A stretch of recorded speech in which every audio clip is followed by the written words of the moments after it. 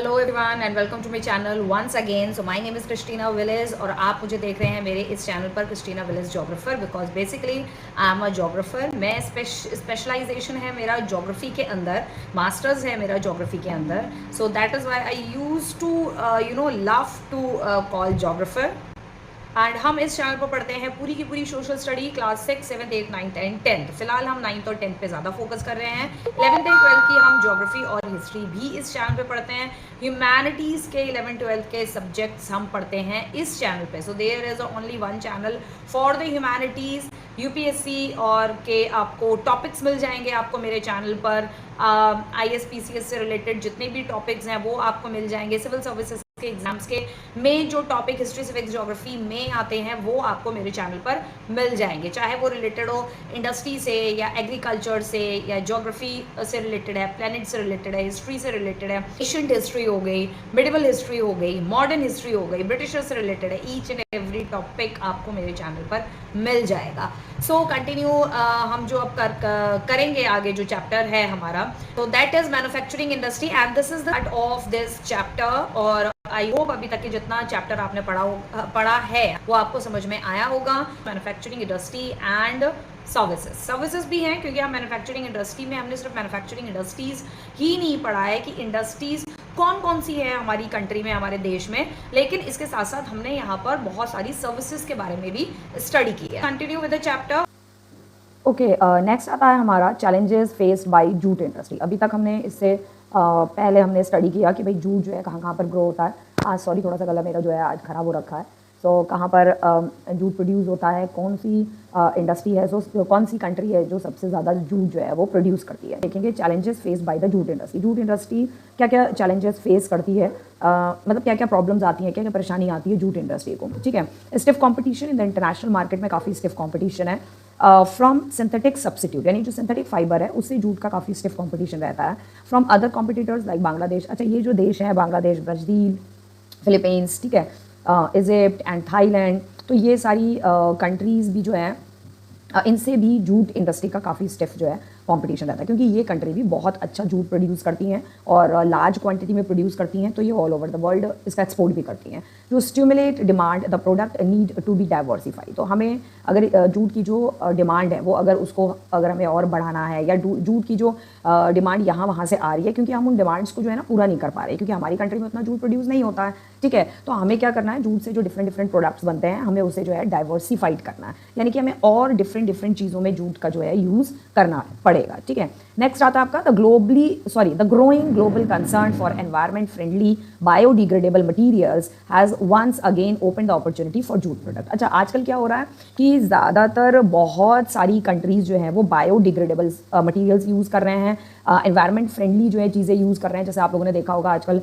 Market में polythene ban हो गई है, पॉलीथीन नहीं यूज़ कर सकते, कपड़े का थैला या सारी चीज़ें, कपड़े का मतलब चीज़ें थैला यूज़ करते हैं जिसमें आप सारा सामान आप रख सकते हो। ठीक है, सो ज़्यादातर लोग जो है एनवायरमेंट फ्रेंडली चीज़ें जो है यूज़ कर रहे हैं। So once again open the opportunity for jute product. तो जो बहुत सारे वर्ल्ड में ऐसी बहुत सारी कंट्रीज़ हैं जहाँ पर एनवायरमेंट फ्रेंडली या बायोडिग्रेडेबल या ऐसी चीज़ें यूज़ होती हैं कि जो कि एनवायरमेंट को नुकसान ना करे। पॉलीथीन उनमें से एक है जो एनवायरमेंट को बहुत ज़्यादा नुकसान पहुँचाती है। ठीक है, तो इसके वजह से जो है जूट के लिए अपॉर्चुनिटी जो है वो ओपन हो गई है ऑल ओवर द वर्ल्ड, यानी कि अब जूट के मटेरियल जो है वो ज़्यादा से ज़्यादा जो है ऑल ओवर वर्ल्ड में सप्लाई होने लगे हैं, साथ में प्रोड्यूस्ड भी होने लगे हैं, एक्सपोर्ट होने लगे हैं। वो कंट्री जहाँ पर नहीं प्रोड्यूस होता है वो इंपोर्ट भी करने लगी हैं। तो जूट के लिए ये एक बहुत अच्छी अपॉर्चुनिटी ओपन हो गई है, जिससे कि जूट जो है ऑल ओवर वर्ल्ड में जो है इसका एक्सपोर्ट इंपोर्ट जो है बहुत ज़्यादा बढ़ गया है। ठीक है, नेक्स्ट हम देख लेते हैं आपकी शुगर इंडस्ट्री के बारे में भी देख लेते हैं। Now India stand second as a world producer of sugar and at first place in the production of gur and so India जो है स्टैंड करता है सेकंड वर्ल्ड में for the sugar production. Sugar के प्रोडक्शन के लिए इंडिया जो है सेकंड नंबर पर स्टैंड करता है ऑल ओवर द वर्ल्ड, और फर्स्ट नंबर पे है इन the production of gur and खंडसरी। तो ये इसको खंडसरी है, it's a kind of a product made by the sugar. ठीक है, ये भी एक मीठा प्रोडक्ट होता है। Raw material used in industry, जो रॉ मटेरियल गन्ने के लिए गन्ने को शुगर में कन्वर्ट करने के लिए रॉ मटेरियल क्या है, गन्ना है। ठीक है, तो वो शुगर में कन्वर्ट किया जाता है, तो गन्ना जो है वो भारी होता है। बाकी और क्रॉप्स वगैरह से, बाकी और चीज़ों से गन्ना हैवी होता है, भारी होता है, एज अ रॉ मटेरियल वो भारी होता है। इंडस्ट्री में जाकर तो मतलब इसलिए वो कह रहे हैं कि इंडस्ट्री में पहुंचने तक इंडस्ट्रीज के लिए ये raw material as a heavy होता है, बल्कि होता है। And in haulage sucrose content reduces, यानी कि गन्ना जैसे लेकर जाया जाता है ना यहाँ वहाँ ट्रक से, मतलब टन्स में गन्ना जो है सप्लाई होता है इंडस्ट्रीज़ में, तो जब वो धक्के वक्के लगते हैं ना तो क्या होता है कि उसकी जो मिठास होती है, गन्ने की मिठास, वो जो है कम हो जाती है, रिड्यूस हो जाती है, क्योंकि बहुत इकट्ठा कलेक्टिवली वो लोग ठूस देते हैं, ट्रक में गन्ना ठूस के भेजा जाता है, तो बहुत उबड़ खाबड़ अगर कहीं होता है, धक्के वक्के लग रहे हैं, तो उससे जो उसका जो मिठास वाला जो कंटेंट है, जो उसका जो सुक्रोज है, जो उसको मीठा बनाता है, वो जो है वो रिड्यूस हो जाता है। ठीक है, द मिल्स आर लोकेटेड, अच्छा गन्ने के जो मिल्स वगैरह हैं वो हमारी बहुत सारे स्टेट्स में लोकेटेड है। उत्तर प्रदेश है, बिहार है, महाराष्ट्र, कर्नाटक, तमिलनाडु, आंध्र प्रदेश, गुजरात, पंजाब, हरियाणा, मध्य प्रदेश 60%।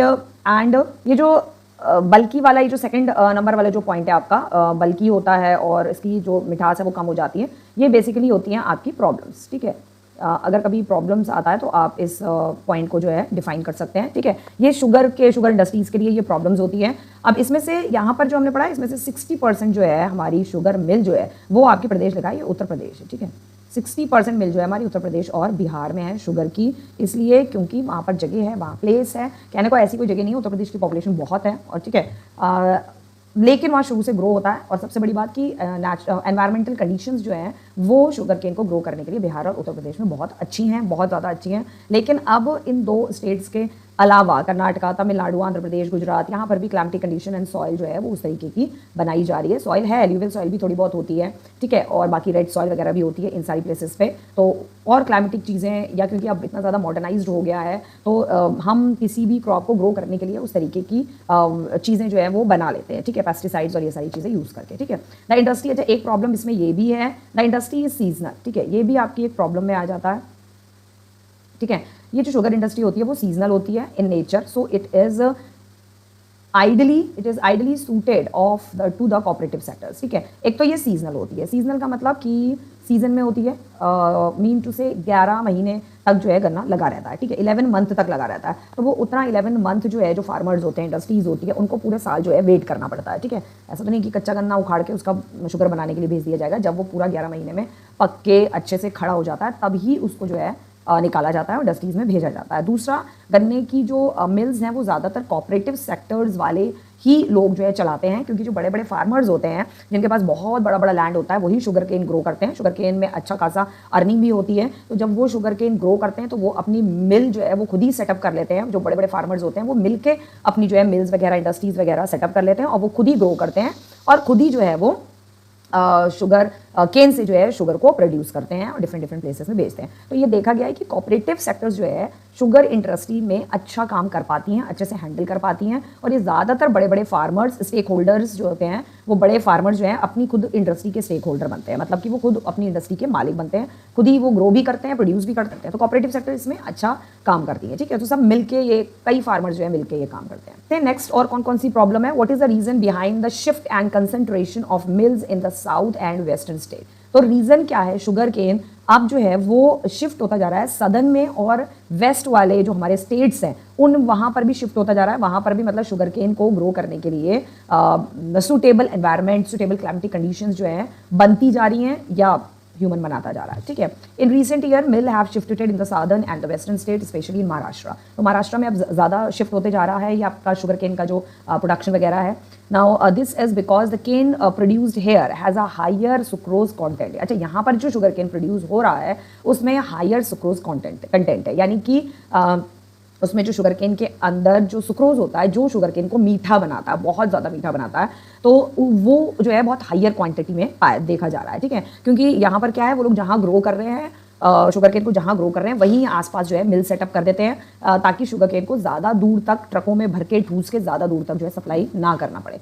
ठीक है, ओके, थर्ड आता है the cooler climate also ensure a longer crushing season. ठीक है, ओके सो यहाँ पर क्या है, जो क्लाइमेट जो है महाराष्ट्र में वो यूपी और बिहार के मुकाबले में थोड़ा कूलर रहता है, क्योंकि जब गन्ने को क्रश किया जाता है तो क्रशिंग सीजन के टाइम पर, मतलब लॉन्गर क्रशिंग सीजन होता है, जो से जब पीसा वगैरह जाता है, ठीक है, तो पीसने के टाइम पे, शुगर केन को पीसने के टाइम पे हमें थोड़ा कूलर एनवायरमेंट चाहिए होता है, कूलर क्लाइमेट चाहिए, तो वो महाराष्ट्र में अच्छा अवेलेबल होता है। महाराष्ट्र में इतनी गर्मी नहीं पड़ती है, वहाँ पे ठीक रहता है, कूल एनवायरमेंट रहता है। Moreover the cooperatives are more successful in these states, और इन स्टेट में यानी साउथ और वेस्ट के स्टेट्स में जो कॉपरेटिव सोसाइटी वाली जो इंडस्ट्रीज होती हैं, कॉपरेटिव सोसाइटी वाली जो मिल्स होती हैं, वो ज़्यादा सक्सेसफुल रही हैं इन कंपैरिजन टू यूपी और बिहार के से अगर हम कंपेयर करें। और गन्ने को क्या चाहिए, गन्ने को जो है कॉपरेटिव सोसाइटी जो है ज़्यादा सूट करती है। कॉपरेटिव सोसाइटी जो है ज़्यादा अच्छे से शुगर केन की इंडस्ट्रीज़ को रन करा सकती हैं, शुगर केन की मिल्स को रन करा सकती है, ठीक है। तो इसलिए ये सारी कुछ चीज़ें हैं, तो जिसके वजह से जो है ये साउथ की तरफ को और थोड़ा महाराष्ट्र और आपके वेस्ट की तरफ को जो है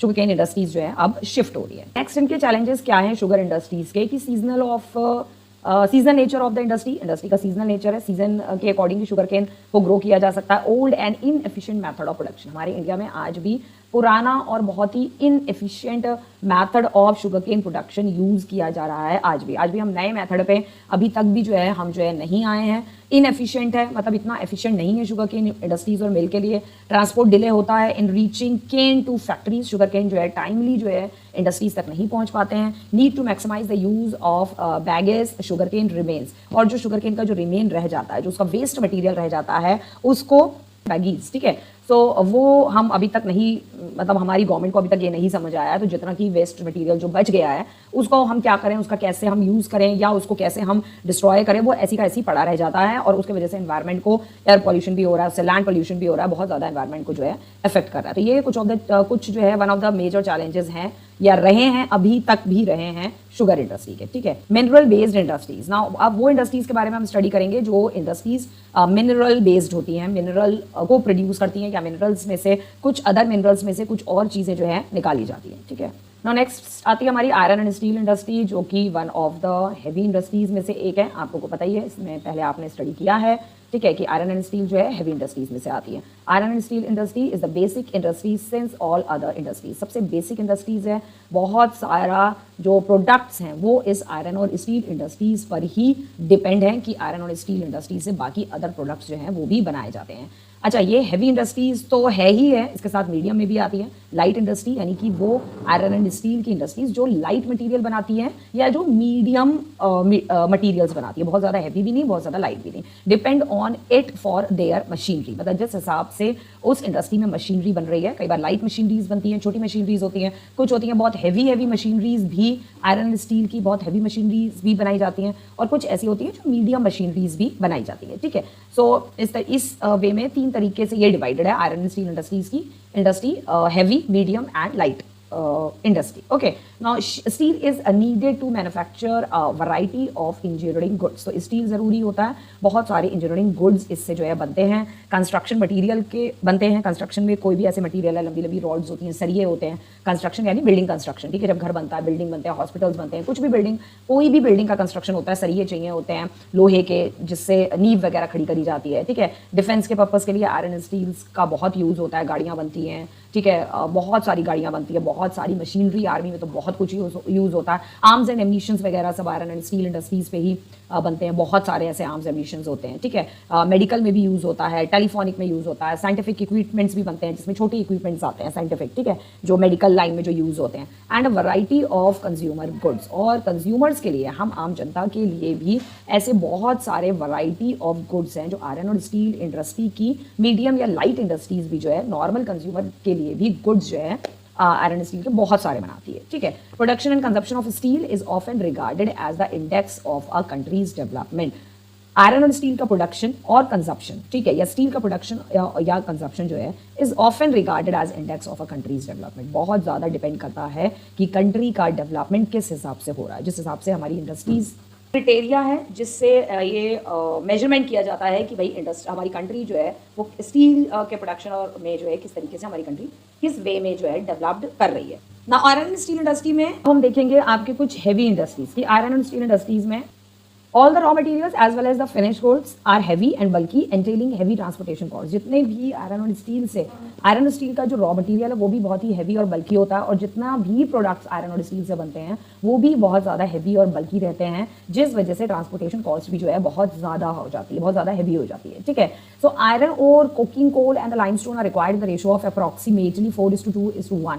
यानी कि यहाँ पर ये क्या बता रहे हैं, यहाँ ये बता रहे हैं कि स्टील जो है वो आयरन और, ठीक है, आयरन और कोकिंग कोल और लाइमस्टोन से बनाया जाता है। ठीक है, आयरन जो है बहुत ज़्यादा हैवी रहता है, स्टील से बहुत ज़्यादा हैवी होता है। ठीक है, तो ट्रांसपोर्टेशन जो है उसमें कॉस्ट तो जाती है, तो ट्रांसपोर्टेशन हमारा ट्रक वगैरह में नहीं होता है, ट्रेन वगैरह में जाता है ज़्यादा से ज़्यादा। तो जो स्टील बनाया जाता है, ठीक है, उस स्टील में आयरन और कोकिंग कोल और लाइमस्टोन, तो लाइमस्टोन हमारी कंट्री में अवेलेबल है, आयरन हमारी कंट्री में अवेलेबल है, लेकिन कोकिंग कोल जो है हमारी कंट्री में थोड़ा सा कम अवेलेबल है, उस क्वांटिटी में अवेलेबल नहीं है जितना होना चाहिए, जितना आयरन और या लाइमस्टोन अवेलेबल है। ठीक है, सो रेशो भी क्या रहता है इसका 4:2:1, यानी कि 4 पार्ट्स अगर आयरन ओर के हैं तो 2 पार्ट्स जो हैं आपके कोकिंग कोल के होंगे और 1 पार्ट होगा लाइमस्टोन का। ठीक है, तब जाके कहीं आपका जो है एक अच्छा क्वालिटी का, कहा जाता है कि अच्छी क्वालिटी की स्टील जो है वो बनती है। दूसरा, अगर इसमें इसको और अच्छा बनाना है और थोड़ा सा सॉलिड और हार्ड बनाना है तो इसमें हम मैग्नीज मिलाते हैं। ठीक है, so manganese is also required to harden the steel, मतलब जहां पे जिस जगह पे स्टील जो है easily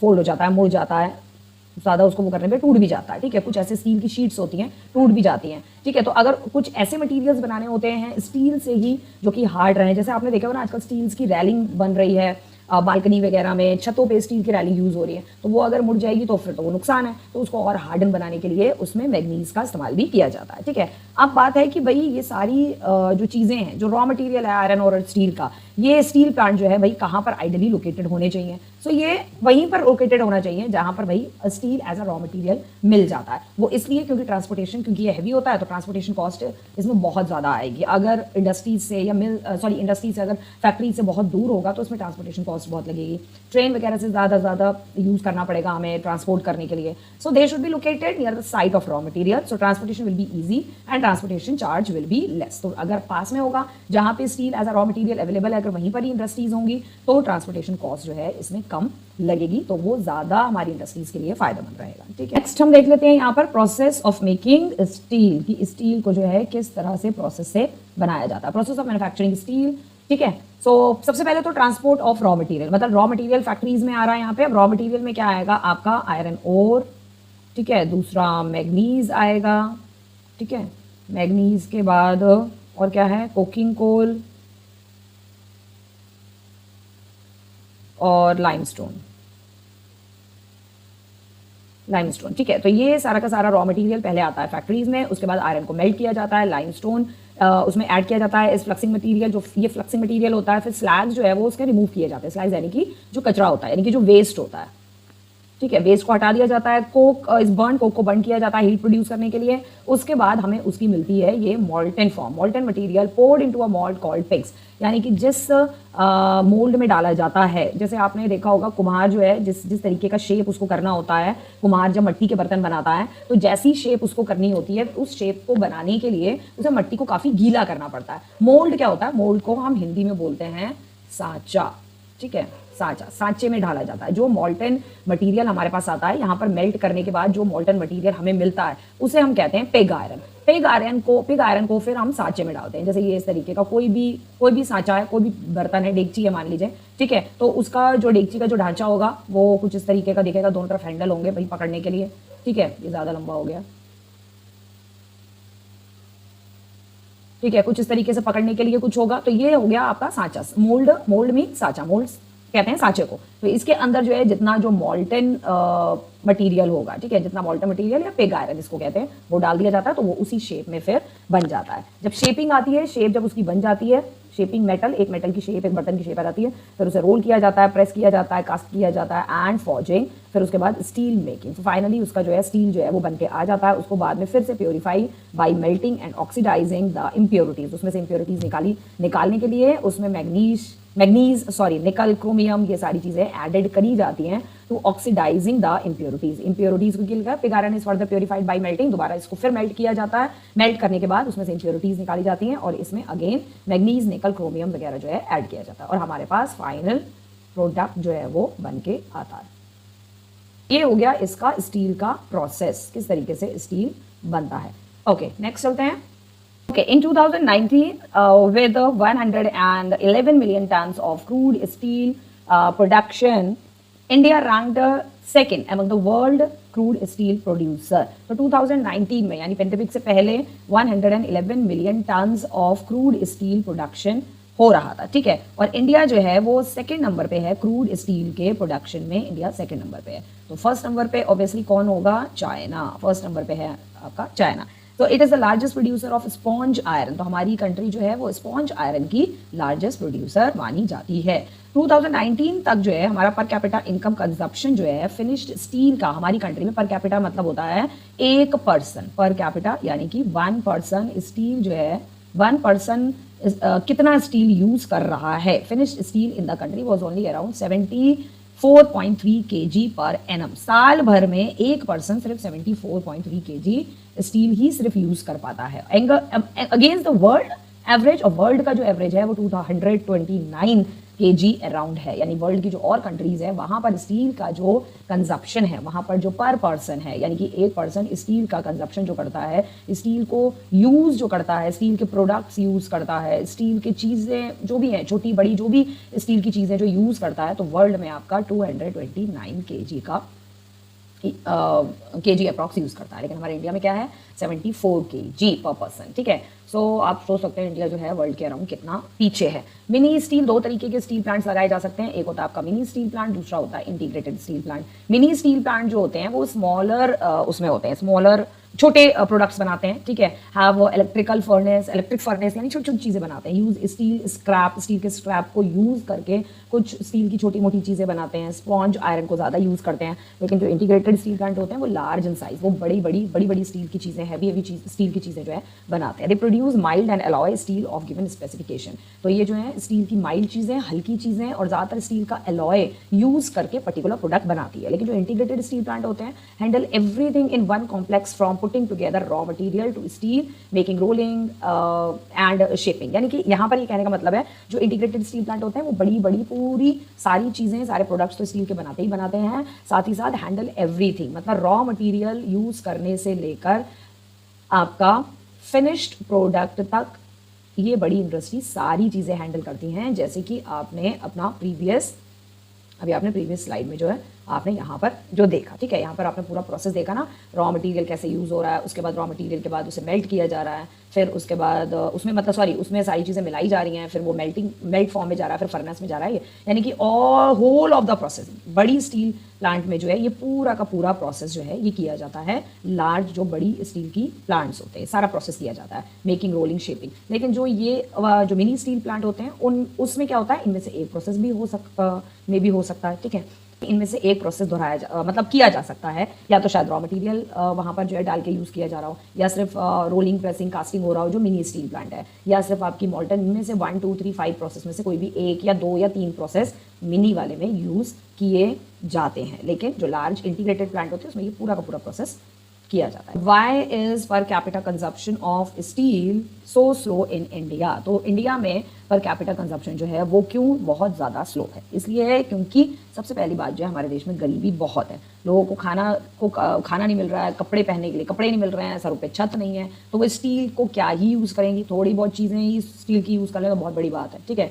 We are not able to perform to a full potential largely due to high cost and the limited availability of coking coal. पहली तो इसका रीज़न ये भी है, ये भी प्रॉब्लम्स में भी आ सकता है। पहला रीज़न ये है कि कोकिंग कोल की जो मात्रा है, अवेलेबिलिटी है, वो हमारी कंट्री में बहुत ज़्यादा लिमिटेड है, इसलिए स्टील का प्रोडक्शन हमारी कंट्री में कम होता है, ठीक है। साथ ही साथ कॉस्ट जो है कोकिंग कोल की वो भी बहुत ज़्यादा हाई है। कोकिंग कोल की कॉस्ट इसलिए हमें बाहर से भी कोकिंग कोल जो है एक्सपोर्ट करना पड़ता है, मंगाना पड़ता है, उसकी कॉस्ट बहुत ज़्यादा जाती है। लोअर प्रोडक्टिविटी ऑफ लेबर हमारे पास स्टील को बनाने के लिए हमारे पास लेबर उतना अवेलेबल नहीं है जितना होना चाहिए, ठीक है। लोअर है प्रोडक्टिविटी, लेबर की जो है कम है, यानी कि जिसके अंदर टैलेंट है, स्किल है, वो लेबर जो स्किल्ड लेबर है वो हमारे पास उसकी लेबर की जो प्रोडक्टिविटी है, लेबर की स्किल्ड लेबर की प्रोडक्टिविटी हमारे पास कम है, ज़्यादा। Irregular supply of energy, again energy यानी कि इलेक्ट्रिसिटी की बहुत ज़्यादा इरेगुलर सप्लाई है, लाइट्स आना जाना, ठीक है, इंडस्ट्रीज में भी लाइट आती जाती रहती है, ठीक है, केमिकल इंडस्ट्रीज में बहुत बड़े बड़े जनरेटर्स होते हैं, उनसे सारा काम किया जाता है, बहुत बड़े बड़े जनरेटर होते हैं,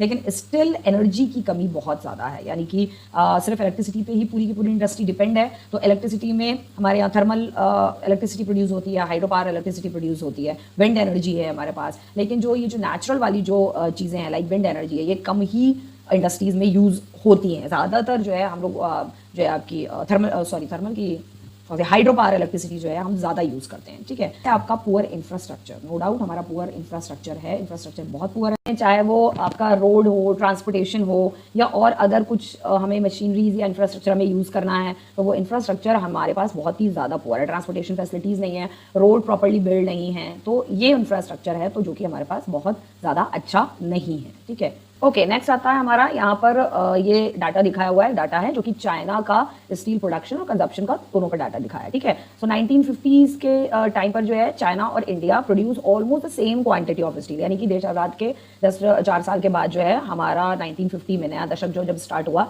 तो चाइना और इंडिया दोनों ऑलमोस्ट सेम प्रोडक्शन करते थे।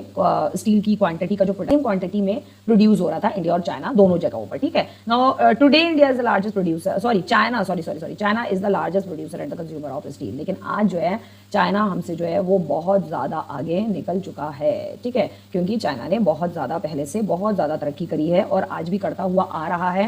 As to be said, China में आज जिस तरीके की इलेक्ट्रॉनिक चीज़ें और जिस तरीके से उसने ट्रेन्स जो है आसमान में लटकती हुई ट्रेन्स, कार आसमान में उड़ती हुई, ये सारी चीज़ें जिस तरीके से उसने बना ली हैं, उसके उस तरह से देखते हैं जब हम चाइना को डिफरेंट जब सोशल मीडिया पे बहुत सारे वीडियोस जब आते हैं तो उस तरह से जब हम चाइना को देखते हैं तो ये कहा जाता है कि China is living in 2050। China जो है मतलब 2050 के साल में जो है चाइना जी रहा है, इतना डेवलप जो है चाइना डेवलपमेंट इतना कर चुका है, ठीक है। China is also the world largest consumer of steel, साथ ही साथ चाइना जो है वो लार्जेस्ट कंज्यूमर भी है, यानी कि स्टील अगर वो प्रोड्यूस करता है, लार्जेस्ट प्रोड्यूसर है, तो लार्जेस्ट कंज्यूमर भी है, वो यूज़ भी करता है और प्रोड्यूस भी करता है, सबसे ज़्यादा प्रोड्यूस भी करता है, यूज़ भी करता है, ठीक है।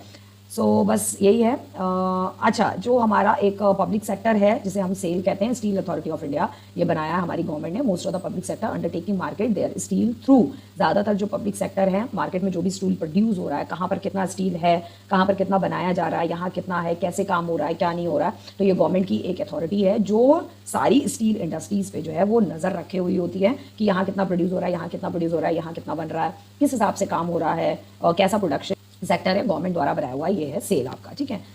ओके, दूसरा डाटा में आप यहाँ पर ये देख सकते हो, ये जो ब्लू वाली है ये इंडिया का, रेड वाला बार ग्राफ जो है वो बार जो है वो चाइना का है। यहाँ पर ये बता रहे हैं कि 2015 से लेकर 2019 तक जो है इंडिया कितने मिलियन टन्स में जो है स्टील प्रोड्यूस कर रहा था और चाइना कितने मिलियन टन्स में जो है स्टील प्रोड्यूस कर रहा था। तो इसमें डिफरेंस जो है वो साफ देखा जा सकता है कि चाइना जो है वो लगातार उसका ग्रोथ जो है और पहले से बढ़ती हुई नजर आ रही है। इंडिया की भी बढ़ रही है, अच्छी खासी बढ़ रही है, बढ़ाने की कोशिश भी कर रहा है। यहाँ पर आप देख सकते हो, यहाँ 89 है, 95 हुई, 101 हुई, 106 हुई, 111 मिलियन टन्स हुई, लेकिन चाइना से अभी हम बहुत ज़्यादा पीछे हैं, बहुत ज़्यादा पीछे हैं। इवन हम तो अभी अमेरिका को भी हम जो है अमेरिका की भी बराबरी नहीं कर पाए, तो चाइना की तो हम क्या ही बराबरी कर पाएंगे, हम रशिया की बराबरी नहीं कर सकते, हम जापान जैसी छोटी सी आइलैंड कंट्री की बराबरी नहीं कर पाए, हम इसराइल की बराबरी नहीं कर पाए, आज तक नहीं कर पाए, तो हम चाइना की बराबरी क्या ही करेंगे। चाइना ऑब्वियसली चाइना, अमेरिका और रशिया जैसी बड़ी बड़ी डेवलप्ड कंट्री से भी ज़्यादा आगे। Maximum concentration of iron and steel industry, छोटा नागपुर प्लेट्यू रीजन, हमारी कंट्री में ज़्यादातर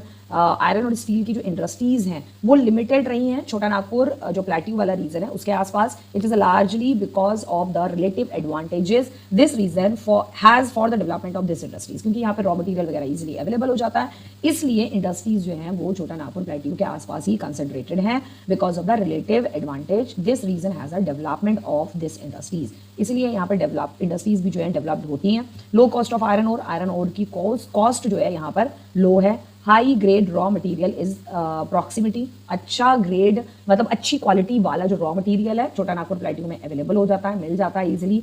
चीप लेबर है, लेबर वही है, अगेन मैं आपको बता दूं चीप लेबर है। छोटा नागपुर प्लेट्यू जो है आपका यही आता है, आपका उड़ीसा और क्या होगा, उड़ीसा हो गया, बिहार हो गया, झारखंड हो गया, छोटा नागपुर प्लेट्यू इन एरियाज को जो है वो कवर अप करता है। तो इन एरियाज को कवर अप करता है तो ऑब्वियसली सी बात है, यहाँ पे चीप लेबर मिलेगा ही आपको। प्रीवियसली भी मैंने बताया था कि वेस्ट बंगाल वगैरह से यहाँ पे जो है जो गरीब, बहुत ही ज्यादा गरीब लोग होते हैं, उनको खरीदा और बेचा जाता है। Vast growth potential in the home market. So यहाँ पर क्या है कि मार्केट भी जो है आपकी अवेलेबल है अच्छी, तो मार्केट के साथ साथ पोर्ट्स वगैरह भी, छोटा नागपुर प्लेट्यू से पास में अगर आप थोड़ा सा दूर जाएंगे तो वहाँ पर आपको पोर्ट्स वगैरह भी इजीली अवेलेबल हो जाते हैं। तो अगर आप स्टील प्लांट लगा के अगर वहाँ पे प्रोडक्ट्स वगैरह मार्केट में बेचना चाहते हैं तो आप वहाँ से इजीली बेच सकते हैं, वहाँ से अच्छा पैसा कमा सकते हैं। पोर्ट्स के थ्रू आप दूसरे देशों में भी अगर सप्लाई करना चाहते हैं, बेचना चाहते हैं, तो वो इजीली पोर्ट के थ्रू दूसरी कंट्रीज में भी आप जो है बेच सकते हैं उसको, और इजीली आप जो है उससे कमा सकते हैं। ठीक है, okay. We also import good quality of steel from other countries. तो हम जो है गुड क्वालिटी ऑफ स्टील, अच्छी क्वालिटी का स्टील जो है हम बाकी कंट्रीज से इंपोर्ट भी करते हैं, मंगाते भी हैं। However the overall production of steel is sufficient to meet our domestic demand. Overall हमारी कंट्री में जो स्टील का प्रोडक्शन होता है वो सफिशिएंट होता है, हमारे इंडिया की जो डिमांड्स हैं वो प्रॉपर फुलफिल होती है जितना स्टील हमारी कंट्री में प्रोड्यूस होता है। लेकिन उसमें से हम कुछ अच्छी क्वालिटी का जो स्टील है वो हम बाहर एक्सपोर्ट भी करते हैं, क्योंकि ये भी है, ये नहीं है कि हम एक्सपोर्ट करना अच्छी बात है, ये कोई बात नहीं है। टीचर बोल रही है एक्सपोर्ट करते हैं तो ठीक है, अच्छा है, एक्सपोर्ट करते हैं तो अच्छी बात है। अच्छी बात नहीं होती है एक्सपोर्ट करना, बहुत सारी चीज़ों को एक्सपोर्ट करना ज़रूरी होता है, क्योंकि जब तक हम एक्सपोर्ट नहीं करेंगे कोई भी चीज़ जो हमारी कंट्री में लार्ज स्केल पे अगर कोई चीज़ बन रही है, कई टीचर्स बोल रही है, कई एक टीचर है वो बोल रही है एक्सपोर्ट हम करते हैं तो एक्सपोर्ट करना अच्छी बात है। अच्छी बात पे डिपेंड नहीं करता है, चीज़ें अच्छी बातों पे डिपेंड नहीं करती, चीज़ें लॉजिकली डिपेंड करती हैं, क्योंकि गवर्नमेंट जो है वो अच्छी बात से नहीं सोचती है, गवर्नमेंट जो है वो बिजनेस पर्पज से सोचती है। गवर्नमेंट अगर एक्सपोर्ट नहीं करेगी तो फॉरेन एक्सचेंज हमारी कंट्री में नहीं आएगा, बाहर से पैसा नहीं आएगा, बाहर से पैसा नहीं आएगा तो इकोनॉमी भी रन नहीं करेगी। इसलिए हम कई ऐसी अच्छी क्वालिटी वाली स्टील ही नहीं, जिससे पहले आपने कॉटन पढ़ा, हम अच्छी क्वालिटी का कॉटन तक भी जो है बहुत ज़्यादा बाहर बेच देते हैं। हमारे पास तो खराब क्वालिटी का कॉटन बचता है, लेकिन स्टील हमारे यहाँ अच्छा प्रोड्यूस होता है, तो इसलिए मतलब अच्छा प्रोड्यूस ज़्यादा होता है। और तो इस वजह से जो है हमें स्टील, जो खराब स्टील होता है थोड़ा सा, वो उससे जो है जो लोअर प्रोडक्ट्स होते हैं वो बना लिए जाते हैं। ठीक है, तो हम एक्सपोर्ट भी करते हैं। ठीक है, तो ये अच्छा लगने से नहीं होता है, एक्सपोर्ट करना ज़रूरी होता है ताकि जो है फॉरेन एक्सचेंज आए। ठीक है, now liberation and foreign direct investment. तो हमने कुछ फॉरेन इन्वेस्टमेंट भी किए हैं, हमने कुछ लिबरेशन पॉलिसीज भी बनाई हैं, hand given a boost to the industries with the effort of private entrepreneur. अच्छा, पहले क्या होता था, सिर्फ जो इंडस्ट्रीज होती थी वो गवर्नमेंट ओरिएंटेड होती थी, स्टील का जो प्रोडक्शन वगैरह होता था वो सारा का सारा गवर्नमेंट ओरिएंटेड होता था, यानी कि गवर्नमेंट ही स्टील प्रोड्यूस करती थी, बाहर बेचती थी, एक्सपोर्ट इंपोर्ट आज भी गवर्नमेंट ही बेचती है, लेकिन जो प्रोडक्शन होता था स्टील का वो गवर्नमेंट ओरिएंटेड होता था। लेकिन अब जो है वो प्राइवेट एंटरप्रेन्योर्स भी जो है स्टील का प्रोडक्शन कर रहे हैं। और जब से हमारी ये जो लिबरेशन पॉलिसी थी, लिबरेशन पॉलिसी जब से हटी है, यानी कि क्या था, पहले स्टील के एक्सपोर्ट इंपोर्ट पे जो है ट्रेड पर रिस्ट्रिक्शंस हुआ करते थे। ठीक है, कि इतना जाएगा, इतना नहीं जाएगा, ये जाएगा, वो जाएगा, इस तरीके से कुछ रिस्ट्रिक्शंस होते थे। लेकिन जब से वो रिस्ट्रिक्शंस हटे हैं तब से हमारी स्टील की जो इंडस्ट्रीज है उसे बहुत ज़्यादा बूस्ट अप हुआ है, बहुत ज़्यादा बूस्ट मिला है, यानी कि अब उसका ट्रेड जो है वो ज़्यादा होने लगा। There is a need to allocate resources for research and development to produce steel more competitively. क्या है, अब ये है कि भाई ये बताया जा रहा है, एनसीईआरटी मतलब कह रही है कि हमें जो है थोड़ा सा रिसर्च वगैरह स्टील के मैटर में हमें थोड़ी रिसर्च करना और ज़्यादा ज़रूरी है। And development to produce steel more competitively, यानी कि चाइना की अगर हमसे अच्छा प्रोड्यूस अगर कर रहा है तो हमें स्टील को कैसे प्रोड्यूस करना है, स्टील को हमें कॉम्पिटिटिव वे में देख कर जो है हमें स्टील का प्रोडक्शन करना है कि भाई चाइना हमसे अच्छा इतना अच्छा कर रही है, आगे बढ़ रही है, तो हमें उससे भी अच्छा करने की कोशिश करनी चाहिए। लेकिन ऑब्वियसली सी बात है, हम चाइना को बीट नहीं कर सकते, हम चाइना को क्रॉस नहीं कर सकते, हम चाइना से आगे नहीं जा सकते। नेक्स्ट हमारी इंडस्ट्री आती है आपकी aluminium industry, aluminium smelting industry, second most important metallurgical industry. So ये हमारी सेकंड मोस्ट मेटलर्जिकल इंडस्ट्री है। मेटलर्जिकल यानी कि इसमें मेटल का यूज होता है। तो सेकंड नंबर पे है हमारी प्रॉपर्टी क्या है, it is light, resistant to corrosion, resistant to corrosion, यानी कि ये जो एल्यूमिनियम है इसमें कोरोजन यानी कि जंग नहीं लगती है ज़्यादा, जंग नहीं लगती है ज़्यादा। A good conductor of heat, heat का बहुत ही अच्छा गुड कंडक्टर माना जाता है, यानी कि हीट को बहुत अच्छे से एब्जॉर्व करता है, जिसे हम कहते हैं। आपने एल्यूमिनियम के वो देखे होंगे ना बर्तन, एल्यूमिनियम के बर्तन जो है उस पर खाना बनाते हैं, बहुत सारी चीज़ें एल्यूमिनियम के बर्तन में बनाई जाती है, तो वो गुड कंडक्टर ऑफ हीट है। कितना भी हीट उस पर चलती रहे वो कभी खराब नहीं होता एल्यूमिनियम। ठीक है, मेलेबल है, becomes strong when mixed with the other metal. ठीक है, सॉरी, अदर मेटल के साथ, क्योंकि एल्युमिनियम प्रॉपर नहीं बनाया जाता है, एल्युमिनियम में जो है थोड़ा बहुत आयरन, स्टील थोड़ा बहुत मिक्स किया जाता है, ठीक है। तो अगर स्ट्रांग हो जाता है, इसलिए लिखा बिकेम स्ट्रांग, स्ट्रांग हो जाता है जब हम उसके अंदर जो है थोड़े अदर मेटल्स लाइक आयरन हो गया या स्टील हो गया, जब हम मिक्स करते हैं तो वो और ज़्यादा स्ट्रांग हो जाता है।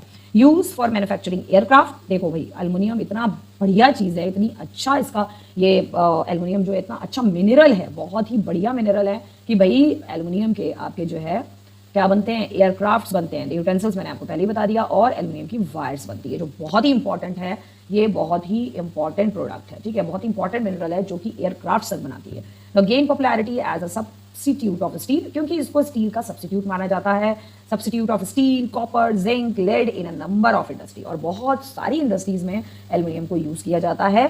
सब्स्टिट्यूट ऑफ स्टील, स्टील नहीं है तो एल्युमिनियम को यूज कर सकते हैं, कॉपर नहीं है, कॉपर की जगह एल्युमिनियम की तारें यूज होती हैं, ठीक है। जैसे वैसे इलेक्ट्रिसिटी में ज्यादातर कॉपर की वायर्स ही यूज होती है, एल्युमिनियम की कम होती है, पहले होती थी एल्युमिनियम की, अब नहीं होती है, क्योंकि एल्युमिनियम की जो वायर्स जो बनती है वो बहुत जल्दी आग पकड़ रही है, तो इसलिए कॉपर जल्दी is a good conductor of heat and electricity माना जाता है। जिंक की जगह हम एल्युमिनियम यूज कर सकते हैं, लेड की जगह यूज कर सकते हैं, बहुत सारी इंडस्ट्रीज में यूज होता है। अब एल्युमिनियम जो है प्रोड्यूस किन किन प्लेसेस पे होता है, लोकेशन क्या है इसकी, उड़ीसा, वेस्ट बंगाल, केरला, उत्तर प्रदेश में भी प्रोडक्शन होता है इस मिनरल का, छत्तीसगढ़, महाराष्ट्र, तमिलनाडु, छत्तीसगढ़ महाराष्ट्र आपका छोटा नागपुर वाला प्लेट्यू वाला रीजन है, ठीक है, जो प्लेट्यू वाला रीजन है जहाँ पे प्लेट्यूज होते हैं, जहाँ पर आपके प्लेट्यूज हैं तो वहाँ पर आपका मिनरल्स तो मिलेंगे ही मिलेंगे, बहुत अच्छे बहुत अलग अलग तरीके के मिनरल्स आपको मिल जाएंगे जहाँ पर आपका प्लेट्यू रीजन है। रॉ मटेरियल क्या चाहिए इसके लिए, मतलब किस रॉ मटेरियल से आपका एल्युमिनियम प्रोड्यूस होता है, वो है आपका bauxite. Use in the smelter is a very बल्की होता है, बहुत हैवी होता है, बॉक्साइड जो है बहुत बल्की होता है, ठीक है, हैवी होता है ये। स्मेल्टर इसको यूज करते हैं, स्मेल्टर या स्मेल्टर उनको कहा जाता है जो एक रॉ मटेरियल से, एक मिनरल रॉ मटेरियल से दूसरा मिनरल एक्सट्रैक्ट करते हैं या बनाते हैं, उन्हें स्मेल्टर कहा जाता है। स्मेल्टिंग जो है वो प्रोसेस है, ठीक है, एक रॉ मटेरियल यानी कि जो ये बॉक्साइट रॉ मटेरियल है, इसको जब हम एल्युमिनियम में कन्वर्ट करते हैं उस प्रोसेस को कहा जाता है आपका स्मेल्टिंग, उस प्रोसेस को स्मेल्टिंग कहा जाता है, और जो करता है जिन इंडस्ट्रीज में होता है उनको स्मेल्टर कहा जाता है, ठीक है।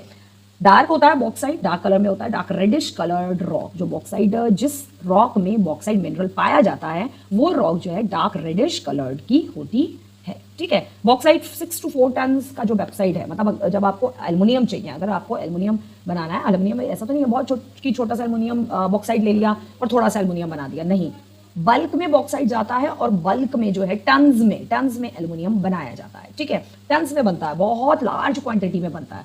तो जब 4 से 5 टन का bauxite as a raw material जब उसको स्मेल्ट किया जाएगा, जब उसको कन्वर्ट किया जाएगा एल्युमिनियम में, जब उसे कन्वर्ट किया करना पड़ेगा, जब स्मेल्टिंग करेगा स्मेल्टर जो है, जब स्मेल्टिंग करेगा एल्युमिनिया जिसे कहते हैं वो कन्वर्ट होता है एल्युमिनिया में, और तब हमारे पास आएगा 2 टन एल्युमिनिया, और 2 टन एल्युमिनिया आने के बाद उसके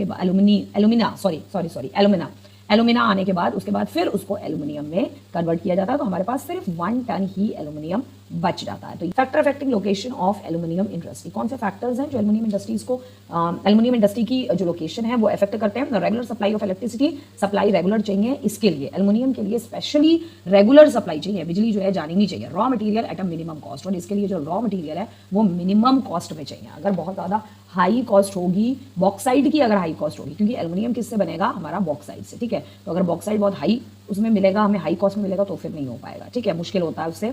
रॉ मटेरियल जो है उसका मिनिमम कॉस्ट में मिल जाता है इजीली। ओके, नेक्स्ट है आपका ये प्रोसेस है एल्युमिनियम का, किस तरीके से ये प्रोसेस होता है। 4 to 6 टन ऑफ बॉक्साइड चाहिए होता है, 2 ton of alumina and 1 ton of aluminium हमें तब मिलता है। तो ये डायरेक्ट क्वेश्चन नहीं आएगा, लेकिन थोड़ा सा प्रोसेस को समझ लो। बॉक्साइड है हमारे पास एज अ रॉ मटेरियल, ठीक है, रॉ मटेरियल हमारे पास एज अ बॉक्साइड है, रॉ मटेरियल। बॉक्साइड क्वेरी यानी कि बहुत बड़ा सा गड्ढा होता है जिसके अंदर से बॉक्साइड की बड़ी बड़ी रॉक्स जो है, मतलब बॉक्साइड की रॉक्स नहीं, रॉक्स निकाली जाती हैं, और उन रॉक्स में बॉक्साइड यानी कि जो मिनरल है वो एक मिनरल नहीं होता, बहुत सारे मिनरल्स जो हैं उसमें चिपके हुए होते हैं उसके अंदर, ठीक है। फिर उन रॉक्स में से जो है बॉक्साइट मिनरल को जो है निकाला जाता है। तो हमारे पास रॉ मटेरियल आ गया। रॉ मटेरियल रेल या शिप से जो है, क्योंकि बाई रोड नहीं हो सकता क्योंकि बहुत हैवी होता है, तो रेल और शिप से जो है ट्रांसपोर्ट होता है, इंडस्ट्रीज में जाता है, वहां पर बॉक्साइट को क्रश किया जाता है, एल्यूमिना बनता है, डिजोल्व आउट किया जाता है एल्यूमिना को, और ये सारी चीजें होती हैं आपकी एल्यूमिनियम रिफाइनरी में, ये सब कुछ होता है, ठीक है।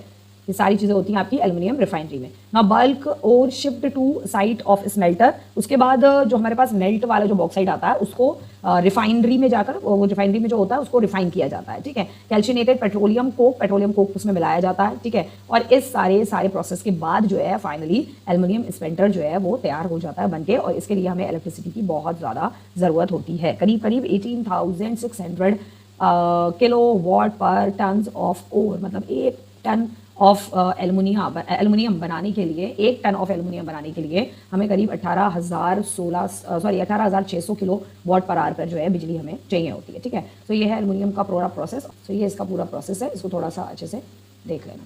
नेक्स्ट हमारी इंडस्ट्री आती है chemical industry. Okay, chemical industry in India is fast growing and diversifying. Chemical industry जो है हमारी काफ़ी फास्ट ग्रोइंग इंडस्ट्री है और काफ़ी डाइवर्सिफाइंग है, मतलब बहुत सारी डिफरेंट जो सेक्टर्स हैं, अलग अलग जो सेक्टर्स हैं, यानी कि जैसे आप कह लो अलग अलग जो हमारे पास इंडस्ट्रीज़ हैं, लाइक आपकी जैसे अभी हमने पढ़ा ना, एल्युमिनियम इंडस्ट्री हो गई, आयरन एंड स्टील इंडस्ट्री हो गई। तो केमिकल इंडस्ट्री हमारी बहुत सारे अलग अलग सेक्टर्स में जो है काम करती है, एक ही सेक्टर में काम नहीं करती है, अलग अलग सेक्टर में काम करती है। केमिकल इंडस्ट्री आपकी मेडिकल फील्ड में भी काम करती है, ठीक है, और केमिकल जो प्रॉपर केमिकल्स जहाँ पर बनाए जाते हैं उस इंडस्ट्री में भी काम करती है। So it comprises both large and the small scale manufacturing unit. तो केमिकल इंडस्ट्री आपकी स्मॉल स्केल इंडस्ट्रीज पे भी मैन्युफैक्चरिंग में भी काम करती है और लार्ज स्केल इंडस्ट्री के लेवल पे भी काम करती है, ठीक है।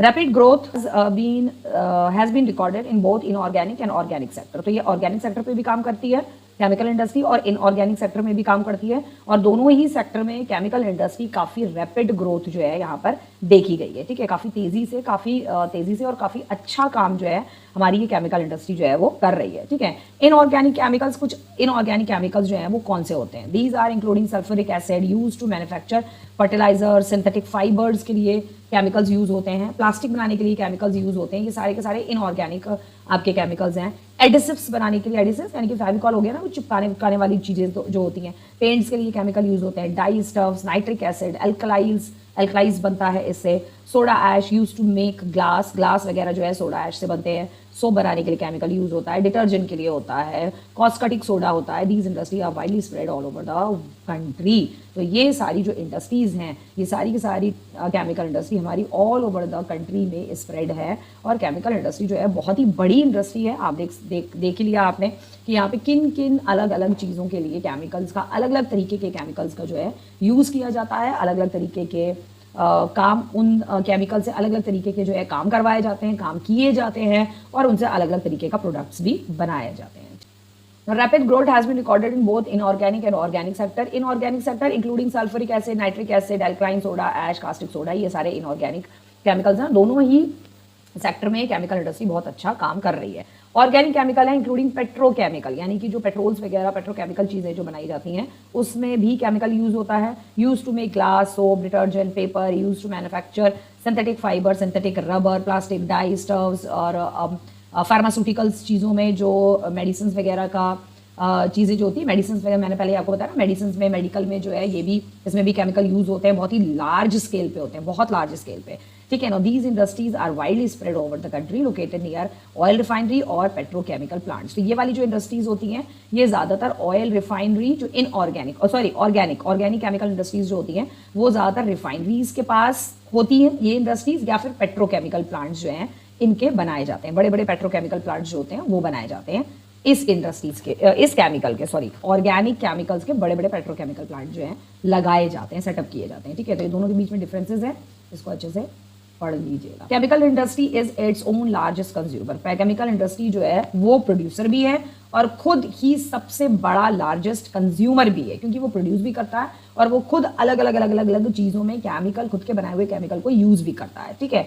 Basic chemical undergo processing to further produce other chemical that are used for agriculture applications के लिए यूज होता है, इंडस्ट्रियल एप्लीकेशंस के लिए यूज होता है, एग्रीकल्चर के लिए यूज होता है, डायरेक्टली फॉर कंज्यूमर मार्केट्स। और कुछ केमिकल्स ऐसे हैं जो डायरेक्टली मार्केट में जो है बेचे जाते हैं, कुछ केमिकल्स ऐसे होते हैं जो डायरेक्टली जो है कंज्यूमर को मार्केट से, कंज्यूमर खुद कुछ केमिकल्स जो है खरीद के लेके जाता है, ठीक है। तो बहुत बड़ा लार्जेस्ट कंज्यूमर है केमिकल इंडस्ट्री, ओके।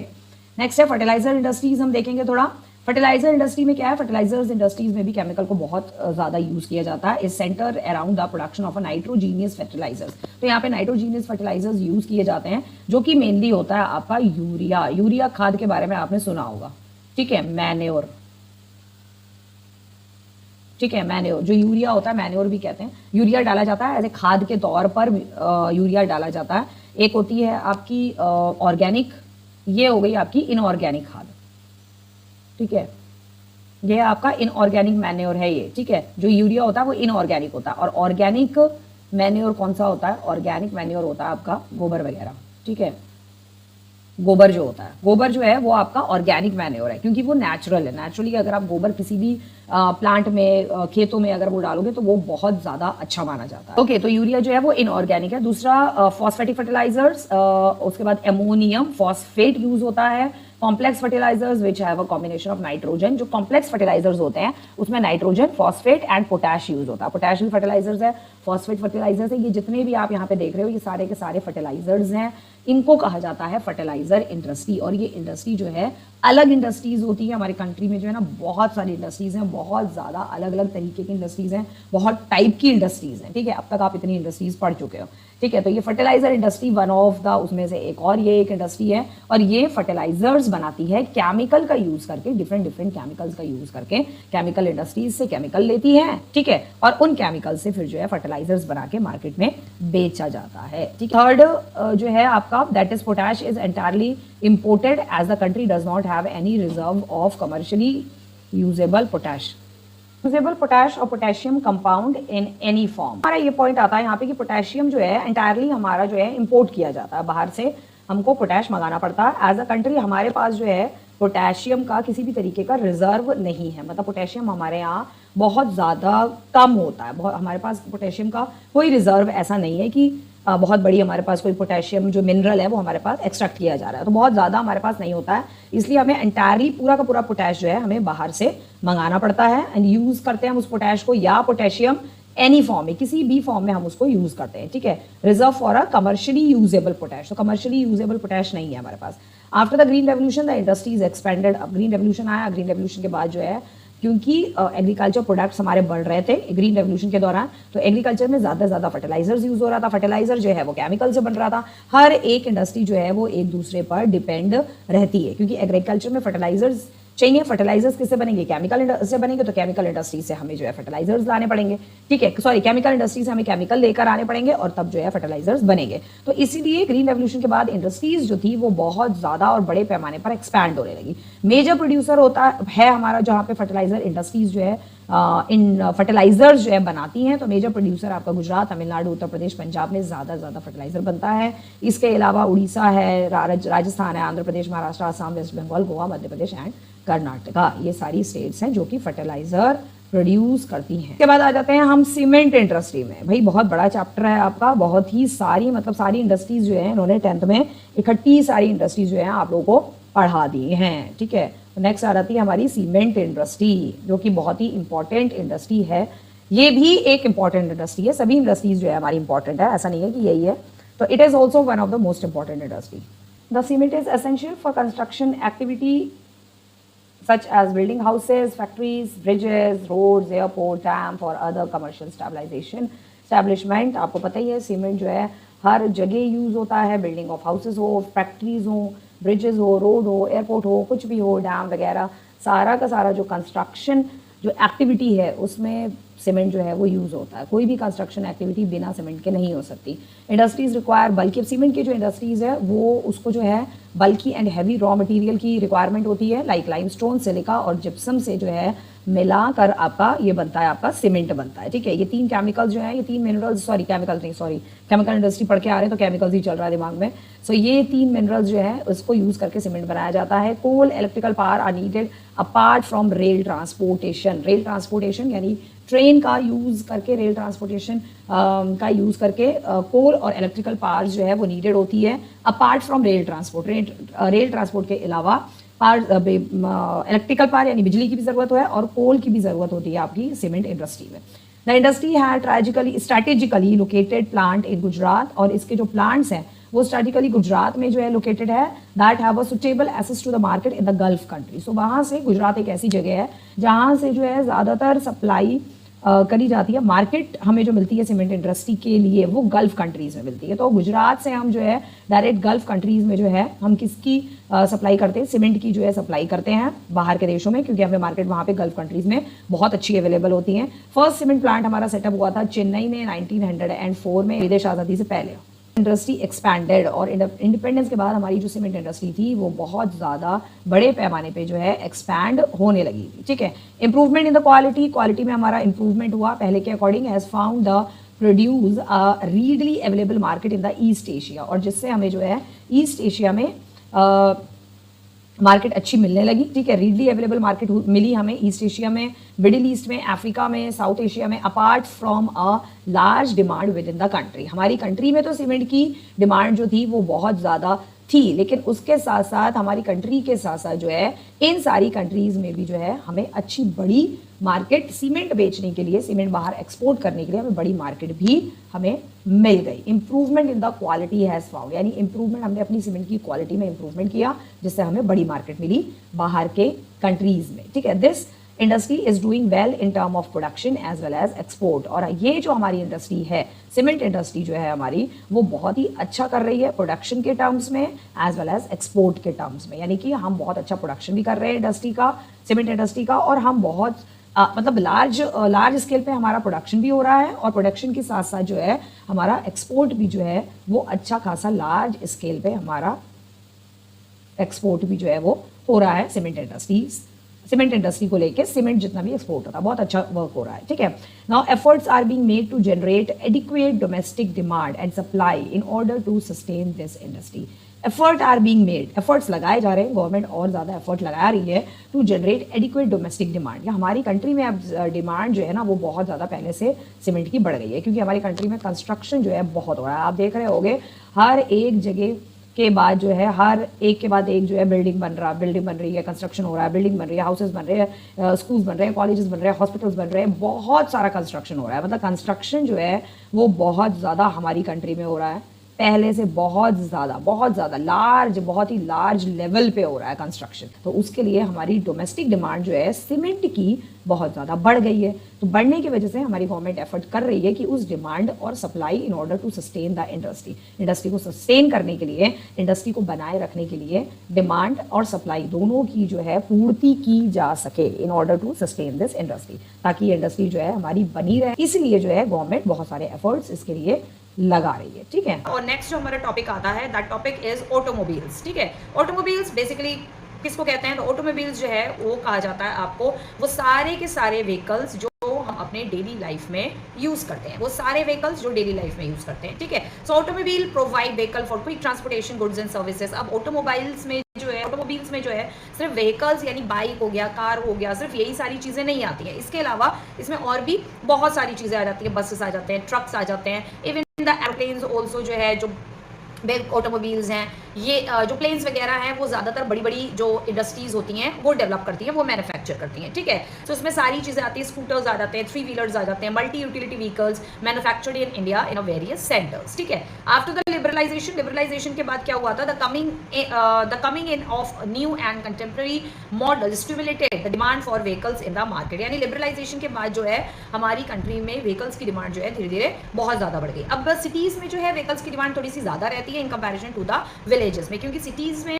ज़्यादा डेवलपमेंट होने की वजह से लोग जो हैं, लोगों का जो पर कैपिटा इनकम है देश आज़ादी से लेकर अगर हम अभी तक की यानी 1947 से लेकर हम 2024 तक की अगर हम बात करें तो काफ़ी हमारी कंट्री जो है डेवलपमेंट हमारी कंट्री ने बहुत किया है।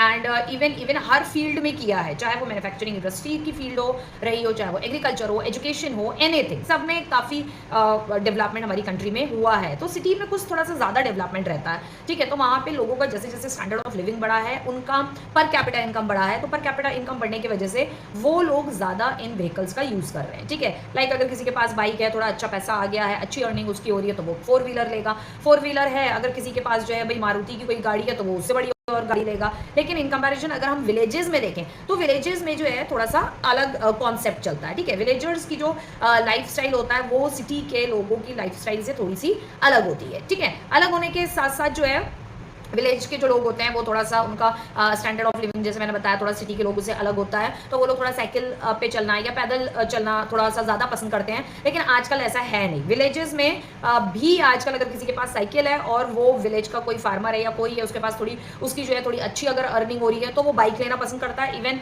विलेजेस में तो ये हाल है कि विलेजेस में लोग अपनी ज़मीन बेच के, आप किसी भी बड़े बिग जमींदार या बिग फार्मर को, अगर आप किसी गाँव के बड़े जमींदार को देख लोगे या थोड़ा सा भी अगर किसी फार्मर के पास अच्छा बड़ा लैंड है, थोड़ा सा भी किसी फार्मर के पास बड़ा लैंड है, तो वो जो है अपनी जमीन, आधी जमीन अपने क्रॉप्स के लिए रख रहा है और आधी जमीन जो है वो बेच बाज के स्कॉर्पियो ले लेता है। ज़्यादातर विलेज में ये ट्रेंड आजकल बहुत बड़ी बड़ी गाड़ी ले लेना, ज़्यादातर स्कॉर्पियो जो है ज़्यादा विलेज में चलती है। आजकल ये भी चल रहा है, एक दूसरे को डाउन करने के लिए भी लोग जो है बड़ी बड़ी गाड़ियाँ खरीद रहे हैं। Industry is located around Delhi, Gurugram, Mumbai, Pune, Chennai, located Lucknow, Kolkata, Lucknow, Indore, Hyderabad, Jamshedpur and Bengaluru. So ये बेसिकली इस व्हीकल इंडस्ट्रीज जो है वो ज़्यादातर इन बड़े बड़े शहरों में ही सेटअप करी जाती है, क्योंकि विलेज में ना तो इतना ज़्यादा यूज़ नहीं होता है जितना सिटी में ऑटोमोबाइल्स का यूज़ ज़्यादा होता है।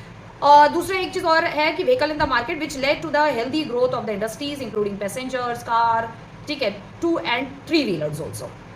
3 व्हीलर्स भी आपने देखा होगा सिटीज़ में चल रही हैं, 2 व्हीलर्स भी चल रही हैं, 4 व्हीलर्स भी चल रही हैं। सिटी में थोड़ा सा ज़्यादा जो है इंडस्ट्री का जो ग्रोथ है वो ज़्यादा अच्छा होता है। तो इसीलिए इंडस्ट्रीज़ जो हैं वो ज़्यादातर सिटी में, हमारी ऑटोमोबाइल्स की जो इंडस्ट्री है वो ज़्यादातर सिटी में बनाई जाती है। चलते हैं information technology and the electronic industry. अब इन्फॉर्मेशन टेक्नोलॉजी इंडस्ट्रीज़ जो है उनका मतलब यही नहीं है कि सिर्फ सॉफ्टवेयर जो यूज़ होता है कंप्यूटर्स पे एंड द हार्डवेयर, सिर्फ यही 2 चीज़ों का मतलब नहीं है। और जो इलेक्ट्रॉनिक यानी जो इलेक्ट्रॉनिक गैजेट्स हम लोग यूज़ करते हैं, चाहे वो लैपटॉप हो गया, मोबाइल हो गया, उसके अलावा और भी बहुत सारे इलेक्ट्रॉनिक गैजेट्स हैं। So electronic industries and information technology से मतलब सिर्फ यही नहीं है, इसके अलावा और भी बहुत सारी चीज़ें हैं जो हम इन्फॉर्मेशन टेक्नोलॉजी में यूज़ करते हैं, इलेक्ट्रॉनिक इंडस्ट्री में बनाते हैं, ठीक है।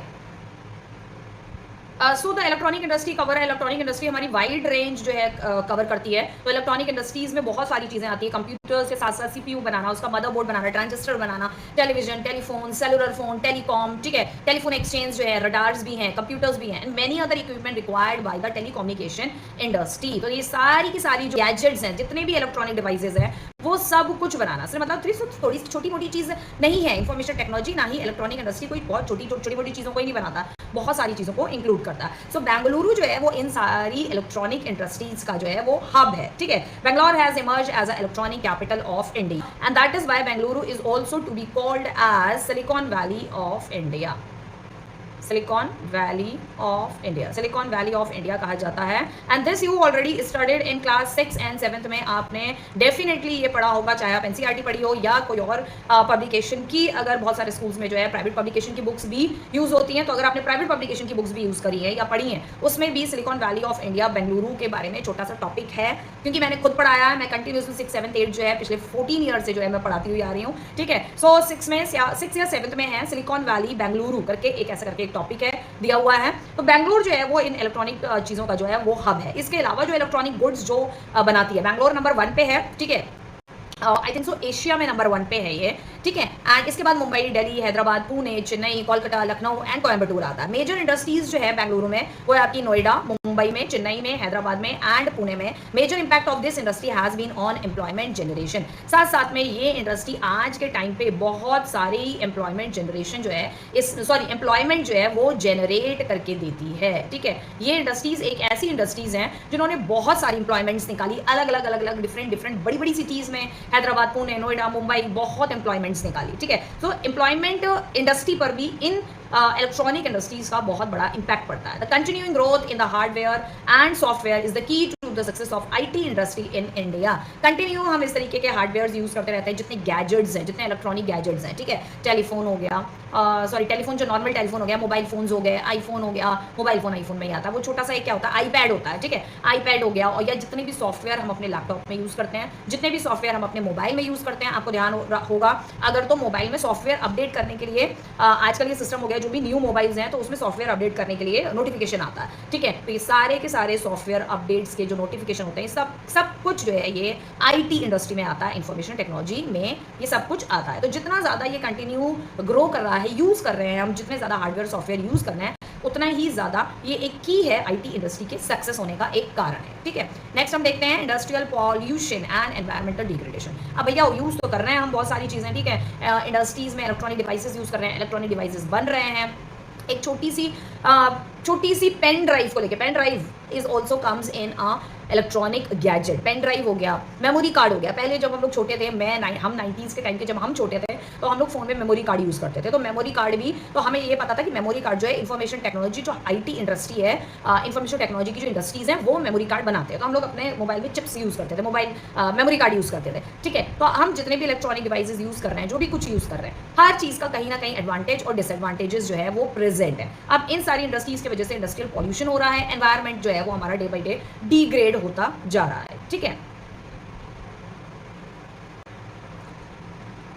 तो भाई अभी तक तो हमने पढ़ लिया कि भाई इंडस्ट्री से हमें क्या क्या फ़ायदे होते हैं, कौन कौन सी इंडस्ट्रीज़ हमारी कंट्री में सेटअप हैं, क्या क्या हमें उससे क्या फ़ायदे हो रहे हैं, और हम क्या क्या चीज़ें जो हैं इंडस्ट्री की हमें डेली लाइफ में, हमें हर एक चीज़ जो भी हम यूज़ करते हैं वो सारी की सारी इंडस्ट्रीज़ में बनती है। अब इन इंडस्ट्रीज़ से क्या नुकसान हो रहा है हमारी कंट्री को, हमारे देश को, बहुत सारे नुकसान हो रहे हैं। एयर पोल्यूशन होता है हमारी कंट्री में, क्या ऑल ओवर वर्ल्ड होता है। इंडस्ट्री जहाँ पर भी ऑल ओवर वर्ल्ड कहीं पे भी सेटअप है तो उससे ये सारे के सारे जो है ये इसके डिसएडवांटेजेस हैं, ये सारे इसके डिसएडवांटेज हैं और ये सब डिसएडवांटेज होते हैं, ठीक है। एयर पोल्यूशन होता है क्योंकि हम स्पेशली पोल्यूशन पढ़ रहे हैं, इंडस्ट्रियल पोल्यूशन। वाटर पोल्यूशन होता है, सॉइल पोल्यूशन होता है, लाइट पोल्यूशन होता है, नॉइज पोल्यूशन होता है, थर्मल पोल्यूशन होता है और रेडियो एक्टिव पोल्यूशन भी होता है। रेडियो एक्टिव पोल्यूशन जो है बहुत इंपॉर्टेंट है, वैसे अभी आपके सिलेबस में नहीं है बट मैं थोड़ा सा बता देती हूँ कि रेडियो एक्टिव पोल्यूशन जो है वो बेसिकली होता है आपका जब हम कोई लाइक न्यूक्लियर रिएक्शन जैसे न्यूक्लियर बॉम्ब जैसी, जब हम किसी तरीके का कोई एक्सपेरिमेंट करते हैं, ठीक है, न्यूक्लियर बॉम्ब वगैरह का एक्सपेरिमेंट, ठीक है, न्यूक्लियर बॉम्ब वगैरह का जब एक्सपेरिमेंट होता है तो वहाँ से रेडियो एक्टिव वेव्स निकलती हैं, रेडियो एक्टिव गैसेस निकलती हैं जब भी न्यूक्लियर बॉम्ब का एक्सपेरिमेंट होता है, ठीक है। तो वो रेडियो एक्टिव जो वेव्स होती हैं, वो रेडियो एक्टिव जो रेज कह लो, वेव्स कह लो, जो केमिकल जो निकलता है उसमें से बहुत ही गंदा वाला केमिकल, ठीक है, वो जो है ऑल ओवर पूरे एनवायरनमेंट को बहुत ही ज़्यादा नुकसान पहुंचाता है, ठीक है। खैर आपके सिलेबस में ये सारे के सारे नहीं है। एयर पोल्यूशन है, वाटर पोल्यूशन है और आपका नॉइस पोल्यूशन है,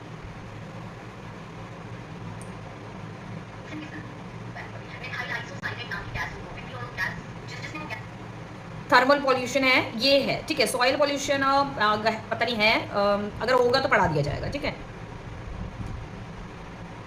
soil pollution I think so शायद नहीं है आपके में, लेकिन अगर हुआ तो हम इसको स्टडी कर लेंगे। ओके, अब हम चलते हैं अपने भोपाल गैस ट्रेजेडी पर चलते हैं। सो भोपाल गैस ट्रेजेडी जो हुई थी दैट इज इन 1984 में हुई थी। वर्ल्ड्स वर्स्ट इंडस्ट्रियल डिजास्टर, ये वर्ल्ड का सबसे खतरनाक कह सकते हो डिजास्टर था। On the night of the 3rd December 1984 thousands died as 30 ton of highly toxic methyl isocyanate gas leaked from the Union Carbide factory in Bhopal Madhya Pradesh. तो मध्य प्रदेश में, यहाँ से आपको क्लियर हो गया होगा कि किस चीज़ के बारे में हम बोल रहे हैं। तो यहाँ पर मध्य प्रदेश में एक इंडस्ट्री थी, ठीक है, जो यूनियन कार्बाइड की इंडस्ट्री थी। यूनियन कार्बाइड बनाती है, ये उन लोगों की यहाँ पर जो है पिक्चर दे रखी है जो लोग इस ट्रेजेडी में मरे। तो इंडस्ट्री का ये बहुत बड़ा नुकसान हुआ, इंडस्ट्री का नहीं मतलब सॉरी इंडस्ट्रीज की वजह से इंडस्ट्रियल पॉल्यूशन हुआ है और उस इंडस्ट्रियल पॉल्यूशन की वजह से जो है लोगों का बहुत बड़ा नुकसान हुआ, ठीक है। तो यूनियन कार्बाइड की फैक्ट्री थी, वहां से एक गैस जो है वो लीक हो रही थी, मिथाइल आइसोसाइनाइड। साइनाइड आपको पता ही होगा, आपने साइनाइड सुना होगा।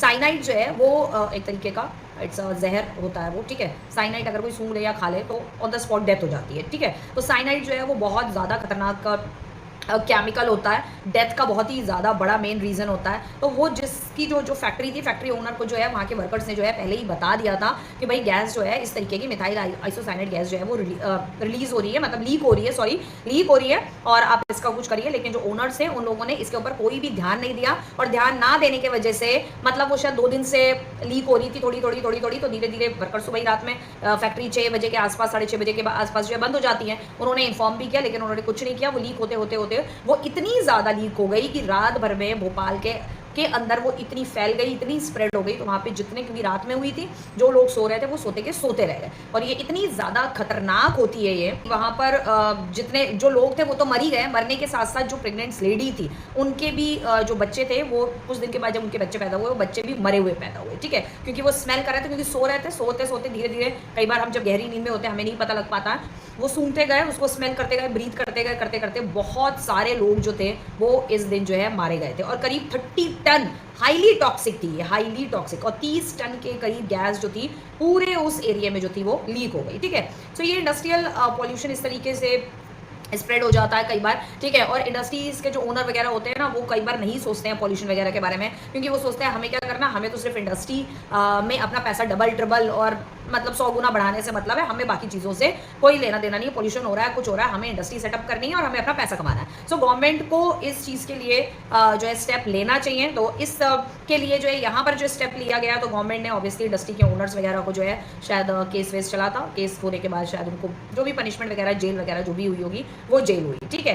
तो आगे भी गवर्नमेंट को जो है बहुत सारी ऐसी चीज़ें हैं जिन इंडस्ट्रीज़ को जो है लुक आफ्टर करना चाहिए, ठीक है। फर्स्ट हम देखते हैं फिर आपका एयर पॉल्यूशन। तो एयर पोल्यूशन जो है, एयर पोल्यूशन क्यों होता है, किस लिए होता है और हम उसके लिए क्या क्या कर सकते हैं, पहले हम सारे जो भी पोल्यूशन है उनके बारे में स्टडी करेंगे। सो फर्स्ट आता है हमारा एयर पोल्यूशन, या एयर पोल्यूशन कैसे होता है, जब बहुत सारी अनडिजायरेबल गैसेस जो है वो एयर में जो है वो बढ़ जाती हैं। कार्बन डाइऑक्साइड, कार्बन मोनोऑक्साइड हो गया, सल्फर डाइऑक्साइड हो गया, ठीक है, और सल्फ्यूरिक एसिड हो गया, ठीक है। इस तरीके की गैसेस जो हैं जब बहुत ज़्यादा बढ़ जाती हैं तब जो एयर है वो पॉल्यूट होने लगती है, ठीक है। Air born particulate material contain both solid and liquid particles and dust spray से मिस्ट, जो स्प्रे मिस्ट होता है, स्मोक हो गया, ये सब भी जो है एयर को पॉल्यूट करती हैं, एयर को गंदा करती हैं, ठीक है। Smoke is emitted by chemical and paper factory होती है, केमिकल फैक्ट्रीज होती हैं, वहां से भी बहुत ज्यादा केमिकल रिलीज होता है, केमिकल रिलीज होकर वो एयर में भी जाता है, मिक्स होता है। ब्रिक्स जहां पर बनाई जाती हैं, रिफाइनरीज जहां पर स्मेल्टिंग प्लांट होते हैं, आपने इसी चैप्टर में पढ़ा था ना, एल्युमिनियम को स्मेल्ट करते हैं, ठीक है, बॉक्साइड को एल्युमिनियम बनाने के लिए यूज किया जाता है। तो जो स्मेल्टिंग फैक्ट्रीज होती हैं वहां से भी बहुत सारा जो गंदा केमिकल जो है वो रिलीज होता है। बर्निंग ऑफ फॉसिल फ्यूल को अगर बिग या small factories that ignore pollution norm, big level पे फॉसिल फ्यूल्स को अगर बड़े लेवल पे जलाया जाए, बहुत सारी चीजें, बहुत सारा फॉसिल जो है जलाया जा रहा है, उससे भी स्मोक क्रिएट होती है, वो एयर को पॉल्यूट करता है। लेकिन जो छोटी छोटी जो फैक्ट्रीज होती है ना, स्मॉल फैक्ट्रीज, वो इन सारे पोल्यूशन को जो है वो इग्नोर करती है, वो नहीं देखती हैं। टॉक्सिक गैसेस कई बार रिलीज हो जाती हैं इंडस्ट्रीज में से, और भी बहुत सारी इंडस्ट्रीज हैं जिसमें से कई बार टॉक्सिक गैस जो है रिलीज हुई है, ठीक है, लेकिन वो इतने बड़े लेवल पे नहीं हुई है जितने की बड़े लेवल पे आपकी भोपाल गैस ट्रेजेडी हुई, ठीक है। So, are you aware the Bhopal gas tragedy that occurred? Air pollution adversely affect human health. हमारा ये जो एयर जो हमारी पोल्यूट हो रही है, गंदी हो रही है, हवा हमारी पूरी गंदी हो रही है, ठीक है, उसमें बहुत सारे केमिकल जो है मिले हुए होते हैं। तो जब हम ब्रीथ करते हैं तो वो हमारे लंग्स के लिए नुकसान करते हैं, हमारे हार्ट के लिए नुकसान करते हैं, हमारे थ्रोट के लिए नुकसान करते हैं। वो गंदी गैस हम ब्रीथ कर रहे हैं, उसको स्मेल कर रहे हैं, उसे इनटेक कर रहे हैं, ठीक है। सो हेल्थ इन ह्यूमन बीइंग की हेल्थ ही नहीं बल्कि एनिमल्स को भी नुकसान करता है, प्लांट्स को, बिल्डिंग्स को, the atmosphere as a whole, मतलब होल ऑफ द एटमॉस्फेयर को गंदा कर देता है, होल ऑफ द एटमॉस्फेयर को इफेक्ट करता है बहुत ही बुरी तरीके से, ठीक है। बिल्डिंग्स कैसे हैं कि आपने देखा होगा, ताजमहल जो है वो पहले के अकॉर्डिंग अब वहां का जो मार्बल है वो व्हाइट होता जा रहा है, ठीक है। और व्हाइट क्यों हो रहा है, क्योंकि वहां एसिड रेन हो रही है। एसिड रेन क्यों हो रही है, जब एयर में ये सारे कार्बन मोनोऑक्साइड, आपका कार्बन डाइऑक्साइड, सल्फर डाइऑक्साइड, ये सारे अनडिजायरेबल गैसेस जो हैं जब एयर में मिक्स हो जाते हैं तो उस वजह से एसिड रेन होती है, ठीक है। सो इसलिए जो है इस एयर पोल्यूशन को भी हमें कंट्रोल करने की बहुत ज़्यादा जो है ज़रूरत है। अदरवाइज ये इन फ्यूचर आपने देखा होगा कोरोना पीरियड में जबकि सारा ट्रैफिक, सारा पूरा का पूरा ट्रैफिक ऑल ओवर वर्ल्ड में पूरा ट्रैफिक जो था वो बंद था। आपने कोरोना पीरियड में नोटिस किया होगा तो प्लेन जितने हमारे पार्ट्स थे, क्योंकि हमने देखा था यहाँ से जो प्लेन एरिया थे, बरेली शहर टोटली प्लेन है, ठीक है, टोटली प्लेन है। पॉल्यूशन इतना कम हो गया था, इतना कम हो गया था कि हमारे प्लेन एरिया से उत्तराखंड की पहाड़ियां तक दिख रही थी। जब हम छत पे खड़े हो रहे हैं तो छत पे खड़े होकर हमें उत्तराखंड की पहाड़ियां दिख रही हैं बरेली के प्लेन रीजन से। आप मैप में देख सकते हो, या जो बच्चे बरेली में रह रहे हैं उन सारे बच्चों को ये सब पता है कि कोरोना पीरियड के टाइम पे हम बरेली से उत्तराखंड की पहाड़ियां देख पा रहे थे, क्योंकि पॉल्यूशन ना के बराबर हो गया था, ठीक है। और दिल्ली वगैरह जितनी भी आसपास की प्लेसेस थी सब जगह पॉल्यूशन ना के बराबर था ही नहीं पॉल्यूशन, क्योंकि पूरा का पूरा ट्रैफिक बंद था, इंडस्ट्रीज बंद थी, हर जगह काम, फैक्ट्री बंद, व्हीकल्स बंद, सब कुछ बंद था। तो एयर हमारी उस दौरान, उस 2 साल 2.5 साल जो है हमारी एयर बहुत ज़्यादा क्लीन रही। लेकिन अगेन फिर वैसे ही हो गया और हमारा एयर में जो एक होता है एक AQI जो लेवल होता है जो बताता है कि एयर में कितनी गंदगी है, वो जो है अगेन धीरे धीरे जो है बहुत ज़्यादा वो जितना बढ़ेगा यानी कि एयर जो है उतनी ज़्यादा पॉल्यूटेड है। ठीक है, नेक्स्ट हम चलते हैं वाटर पॉल्यूशन की तरफ।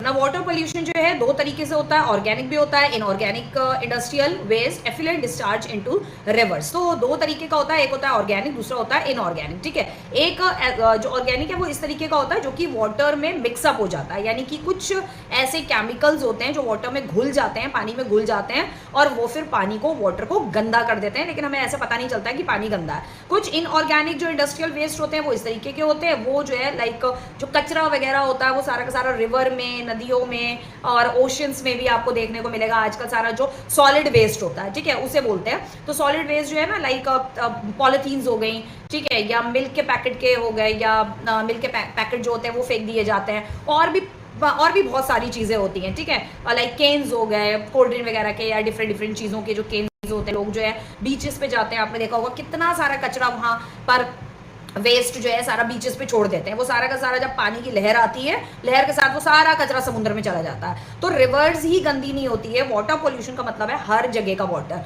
पॉन्ड हो गया, रिवर्स हो गई, ओशंस हो गए, सी हो गए, हमारे हर तरीके का वाटर जो है वो हमारा पॉल्यूट हो रहा है। और यही इंडस्ट्रीज, फैक्ट्रीज ही जो है वो इवन समुद्र को भी नहीं छोड़ रही, समुद्र तक में वो सारा, क्योंकि रिवर्स जो है जाकर एंड कहाँ हो रही है, रिवर्स तो बेसिकली एंड तो वहीं हो रही है, ओशन में, सी में जाकर एंड हो रही है। साथ ही साथ वो सारा कचरा तो अपने साथ लेकर जा रही है ओशन में और सी में, लेकिन साथ ही साथ जो ओशन और सी जो बीचेस से जुड़े हुए हैं, यानी लैंड से जो सारे सभी ओशन लैंड से कनेक्टेड हैं, तो वहां पर जो लोग बीचेस पे जा रहे हैं वो भी कचरा सारा समुद्र में फेंकते हैं। ठीक है, इसके अलावा जो है आपकी बहुत सारे ऐसे इंडस्ट्रीज है ना, मेन कल्प्रिट आपकी पेपर इंडस्ट्री हो गई, पल्प हो गया, केमिकल, टेक्सटाइल, डाइंग जो कलर वगैरह करते हैं, ठीक है, पेट्रोलियम रिफाइनरी हो गई, टैनरीज हो गई, इलेक्ट्रो प्लांटिंग हो गई इंडस्ट्रीज, ये सारी की सारी इंडस्ट्रीज जो है अपना सारा वेस्ट जो है वो रिवर में फेंक देते हैं। डिटर्जेंट इंडस्ट्री हो गई, वो जो चीज़ बनाते हैं, जितना डिटर्जेंट में जो वेस्ट होता है वो डाल दिया उसमें, ठीक है, एसिड हो गया, सॉल्ट हो गया, हैवी मेटल्स हो गया, lead, mercury, pesticides, fertiliser, synthetic, chemical, carbon, plastic, rubber etcetera into the water bodies, सारा का सारा जो है वाटर बॉडीज में जो है वो छोड़ दिया जाता है। ठीक है, fly ash, phospho, gypsum, iron and steel industry, ये भी कुछ अलग अलग तरीके के कैपिटल है। जिप्सम जो है वो बहुत ही कहते हैं, जिप्सम जो है वो बहुत ही ज़्यादा हाई क्वालिटी वाला मिनरल होता है जिप्सम, और उसका जितना वेस्ट है वो भी ये लोग वहाँ पर सारा वाटर में जो है डाल दिया जाता है। तो इंडस्ट्री जितना भी वेस्ट होती है वो रिवर में जो फेंकती है ना, तो वो वहाँ पर जो इंडस्ट्री में जो भी प्रोडक्ट्स बनते हैं तो उनका जो गंदा पानी होता है उसको वो प्योरीफाई नहीं करते हैं, प्योरीफाई करे बिना ही सारा का सारा छोड़ देते हैं रिवर्स में या ओशंस में, वो छोड़ देते हैं। ठीक है, फ्लाई ऐश, ये जो फ्लाई ऐश यानी कि जो राख होती है जो एयर में कई बार फेंक देते हैं, तो वो जो फ्लाई ऐश होती है वो पानी में भी वो डाल देते हैं। Slags are the major solid waste in India. Iron and steel जो होता है उसमें भी को वेस्ट निकलता है, सॉलिड वेस्ट निकलता है, जिससे स्लैग्स बोलते हैं, वो मेजर सॉलिड, वो भी सॉलिड वेस्ट होता है, वो भी सारा का सारा जो है इन वाटर बॉडीज में जो है वो फेंक दिया जाता है। ठीक है, नेक्स्ट चलते हैं हम थर्मल पॉल्यूशन पे। Thermal pollution occur when the hot water from factories and the thermal plant is drained into river and pond before cooling। जब हम बहुत ज़्यादा गर्म पानी जो है हम नदियों में या पॉन्ड्स में अगर छोड़ देते हैं या डाल देते हैं तो क्या होता है, एक तो उसका टेम्परेचर जो है वो अप डाउन हो जाता है, टेम्परेचर डिफर हो जाएगा, चेंज हो जाएगा टेम्परेचर। साथ ही साथ तो बहुत ज़्यादा अगर गर्म पानी हम डालेंगे तो पानी की जो खुद की जो उसके अंदर जो मिनरल्स होते हैं वो सारे के सारे डैमेज हो जाते हैं, वो सारे के सारे खत्म हो जाते हैं। तो thermal plant is drained into river. Thermal pollution क्या होता है, थर्मल प्लांट जो होता है वो पानी को गर्म करता है, खौलाता है, बहुत खौलाता है। तो उतना जब खौला हुआ पानी हम डाल रहे हैं पॉन्ड में ठंडा होने से पहले, तो उससे क्या हो रहा है, जो एक्वेटिक जितने भी एनिमल्स होते हैं वो सारे के सारे इफेक्ट करते हैं, वो सब मर जाते हैं। What would be the effect on aquatic life? तो यही एक्वेटिक लाइफ पर जो है इफेक्ट पड़ता है। Waste from the nuclear power plant से जो निकलता है, न्यूक्लियर से निकलता है, weapons production facility uses causes cancer, sorry. तो इन सारे जो वेपन्स वगैरह यूज होते हैं हमारे आर्मी में, जो वेपन्स यूज होते हैं, न्यूक्लियर पावर प्लांट होता है, तो न्यूक्लियर पावर प्लांट जो होता है वो जब उसमें उसका जितना भी वेस्ट होता है जब रिवर्स में छोड़ दिया जाता है, पॉन्ड्स में, ओशंस में छोड़ दिया जाता है, बेसिकली न्यूक्लियर वेपन्स जो बनते हैं, न्यूक्लियर पावर प्लांट में जो न्यूक्लियर वेपन्स बनते हैं वो जो होते हैं वो ज़्यादातर वो यूरेनियम से बनते हैं। तो वो इतने ज़्यादा खतरनाक होते हैं कि वहां पर जो है अगर वो एयर में फैले या पानी में फैले, क्योंकि वो सारा का सारा वेस्ट जो है वो पानी में ही जाता है और रिवर्स का पानी ही हमारे घरों में आता है। अंडरग्राउंड वाटर पानी जो है वो हमारे घरों में आता है, जो हम सबमर्सिबल वगैरह लगाते हैं। तो न्यूक्लियर वेस्ट जो है वो सारा का सारा वाटर के थ्रू ग्राउंड वाटर को भी, ये सब जो थर्मल पॉल्यूशन होता है ना, वो ग्राउंड वाटर को भी नुकसान पहुंचाता है। इससे कैंसर्स होते हैं, बर्थ डिफेक्ट करती है, मतलब कि जो बेबी का जो बॉन्ड होता है वो डिफेक्ट करती है, मिसकैरेजेस होते हैं, ठीक है। Soil and the water pollution are closely related. इससे सॉइल भी बर्बाद होती है, साथ ही साथ वाटर भी पॉल्यूशन हो रहा है। वाटर में तो जा ही रहा है, लेकिन न्यूक्लियर वेस्ट अगर सॉइल पे, लैंड पे डाल दिया जाता है तो पूरी की पूरी सॉइल जो है वो उससे क्या कह सकते हो आप, सॉइल खराब हो जाती है, सॉइल की फर्टिलिटी खराब हो जाती है। Dumping of waste specially glass डाल दी, ग्लास जो इंडस्ट्रीज होती है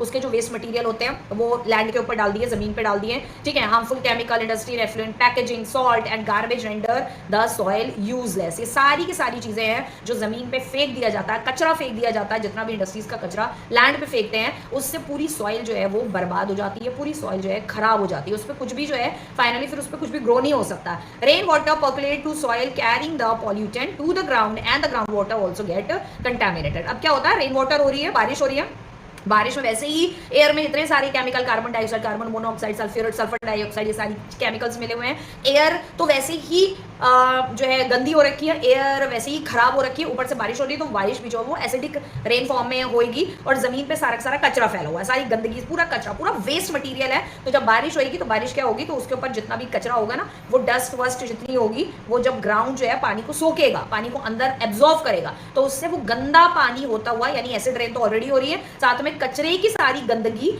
वाटर की फॉर्म में वो पूरी की पूरी अंडरग्राउंड वाटर में चली जाएगी। तो अंडरग्राउंड वाटर जब जाएगा तो इसलिए यहाँ पर लिखा the ground water also get contaminated, तो वो भी कंटेमिनेटेड हो जाएगा, ग्राउंड वाटर भी जो है वो गंदा हो जाएगा। और वही ग्राउंड वाटर जो है हमारे मोटर से, समरसिबल से जो हम पानी खींचते हैं ना, तो वही ग्राउंड वाटर हमारे घरों में भी आता है। ओके, नेक्स्ट देखते हैं नॉइज पॉल्यूशन। ओके ना, noise pollution not only result in irritating and anger, it can also cause hearing impairment, increasing heart rate and blood pressure among other psychological effects. Like आपने देखा होगा कई बार हम लोग बसों में जाते हैं, ट्रेन में जाते हैं, तो बहुत सारे लोग ना मोबाइल सुनते रहते हैं, तो वो ईयरफोन लगाना नहीं चाहते हैं, ठीक है। तो कई बार होता है बच्चे ना वो गेम खेलते रहते हैं, तो गेम खेलने के टाइम पर वो आती है, वॉइस आती है मोबाइल से, ठीक है। लेकिन जब हम नहीं सुन रहे हैं, या हम बैठे हैं, या हमें मान लीजिए हम ट्रेन में जा रहे हैं, बस में जा रहे हैं, हमें सोना है, तो वो जो सारा जो नॉइज है ना, वो मोबाइल पे बात करना, जोर जोर से बात कर रहे हैं, या गेम खेल रहे हैं, जोर जोर से गाने सुन रहे हैं मोबाइल पे, बिना हेडफोन लगाए, बिना ईयरफोन लगाए, ठीक है, तो वो हमारे लिए जो है नॉइज का कारण करती है, ठीक है, नॉइज क्रिएट करती है, हमें वो पसंद नहीं आती,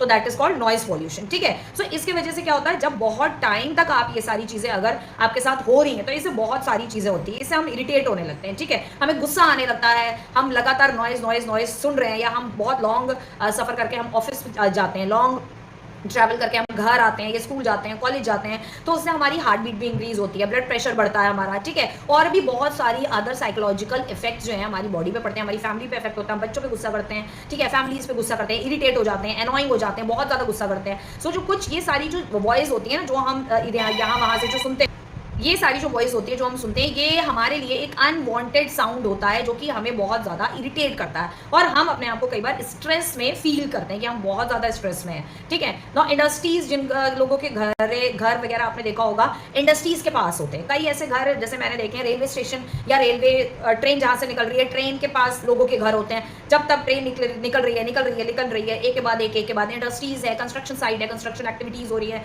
मशीन चल रही हैं, फैक्ट्रीज, इक्विपमेंट में धाड़ ठक ठुक हर समय आवाज आती रहती है। जनरेटर की कई बार उन फैक्ट्रीज में से लाइट चली गई तो जनरेटर चलाए, बहुत बड़े जनरेटर्स होते हैं उन फैक्ट्रीज में, वो चलाए जा रहे हैं, उनकी आवाज आ रही है। Saw and pneumatic and electric drill also make a lot of noise. कई बार आपने ये भी देखा होगा, क्योंकि हमने ये सारा कुछ फेस किया है, आपके घर जहां पर आपका है उसके बगल वाला घर आपका बन रहा है, और हर समय वो लोग जो है कि हमारे जो नेबर्स हैं ना, वो क्या करते थे, हर समय ड्रिलिंग मशीन से उनका कुछ ना कुछ 24 घंटे उनकी ड्रिलिंग मशीन चलती रहती थी, 24 घंटे। तो हम लोग को खुद इतनी इरिटेशन हो जाती थी, इतनी गुस्सा आ जाती थी। एक दो बार तो मेरे फादर ने जाकर बोला भी कि भाई आप ये क्या हर समय आपकी ये ड्रिलिंग मशीन चलती रहती है, हर टाइम आपकी। एक बार बोला, लेकिन अब क्या करें, नेबर्स होते हैं, पड़ोसी होते हैं, कह नहीं सकते, बर्दाश्त हमें ही करना। एक तो ये होता है सारा का सारा नॉइज पॉल्यूशन से, इससे बहुत सारी प्रॉब्लम्स जो है हमको भी होती हैं, और जो लोग ऐसी जगहों पर रहते हैं स्टेशन के पास, इंडस्ट्रियल कंस्ट्रक्शन साइट के पास, तो वो लोग भी हर समय ये सारी आवाज़ें जो हैं सुन के परेशान हो जाते हैं. So this all to be called as noise pollution. Control of environmental degradation. अब हम ये एनवायरमेंटल डिग्रेडेशन जो हो रहा है, जो एनवायरमेंट हमारा धीरे धीरे डिग्रेड हो रहा है, इसको हम किस तरीके से कंट्रोल कर सकते हैं, कोशिश कर सकते हैं कंट्रोल करने की जितना इंसानों से हो सके. एनवायरनमेंट में पानी को, एयर को, अलग अलग चीज़ों को हम बचाने के लिए क्या कर सकते हैं, ठीक है. सो लाइक जैसे यहाँ है कि every litre of waste water discharge by our industry pollute 8 times the quantity of fresh water. यानी कि 1 लीटर वाटर, अगर हमारे पास गंदा पानी है, वेस्ट वाटर है, तो वो 1 लीटर वाटर जो है वो 8 times quantity of fresh water को जो है वो खराब कर सकता है, गंदा कर सकता है. यानी कि 1 लीटर पानी 8 लीटर पानी को जो है वो गंदा कर सकता है, ठीक है. तो सबसे पहले हम देखते हैं भाई पानी के लिए हम क्या कर सकते हैं. तो पानी के लिए सबसे पहले जो ट्रीट होता है that is primarily treatment, screening, gourd removal. यानी कि पानी जैसे जितना भी वेस्ट होता है, जो सॉलिड वेस्ट होता है, जो आपका रिवर्स में, पॉन्ड्स में, ओशंस में जो है बह के जाता है या डाला ही जाता है, ऑब्वियसली इंडस्ट्रीज डालती हैं. तो उसमें हम जैसे पानी की बॉटल्स हो गई और जो है पॉलिथीन्स हो गई, बहुत अलग अलग तरीके की पॉलिथीन्स जो है सॉलिड वेस्ट में आती हैं, ठीक है. मिल्क के पैकेट जो हो जाते हैं वो भी पॉलिथीन में आते हैं. इन सारी चीज़ों को पहले तो हम यहाँ से रिमूव करेंगे, ठीक है. उसके बाद वो सारा कुछ रिमूव हो गया, उसके बाद हम क्या करेंगे, प्राइमरी ट्रीटमेंट करेंगे पानी का. यानी कि पानी को एक बड़े से फर्नेस में जो है लाके जो है हम पानी को रखेंगे, और रखने के बाद बहुत बड़ा फर्नेस, ठीक है. रखने के बाद जो है उसके जो सेडिमेंट्स हैं उसे 2 दिन तक रखेंगे, और वो सेडिमेंट्स धीरे धीरे 2 दिन तक जो है वो नीचे आ जाएंगे, नीचे सेटल्ड हो जाएंगे. ऊपर जो है हमारे पास कुछ थोड़ा सा साफ पानी जो है हमको मिल जाएगा.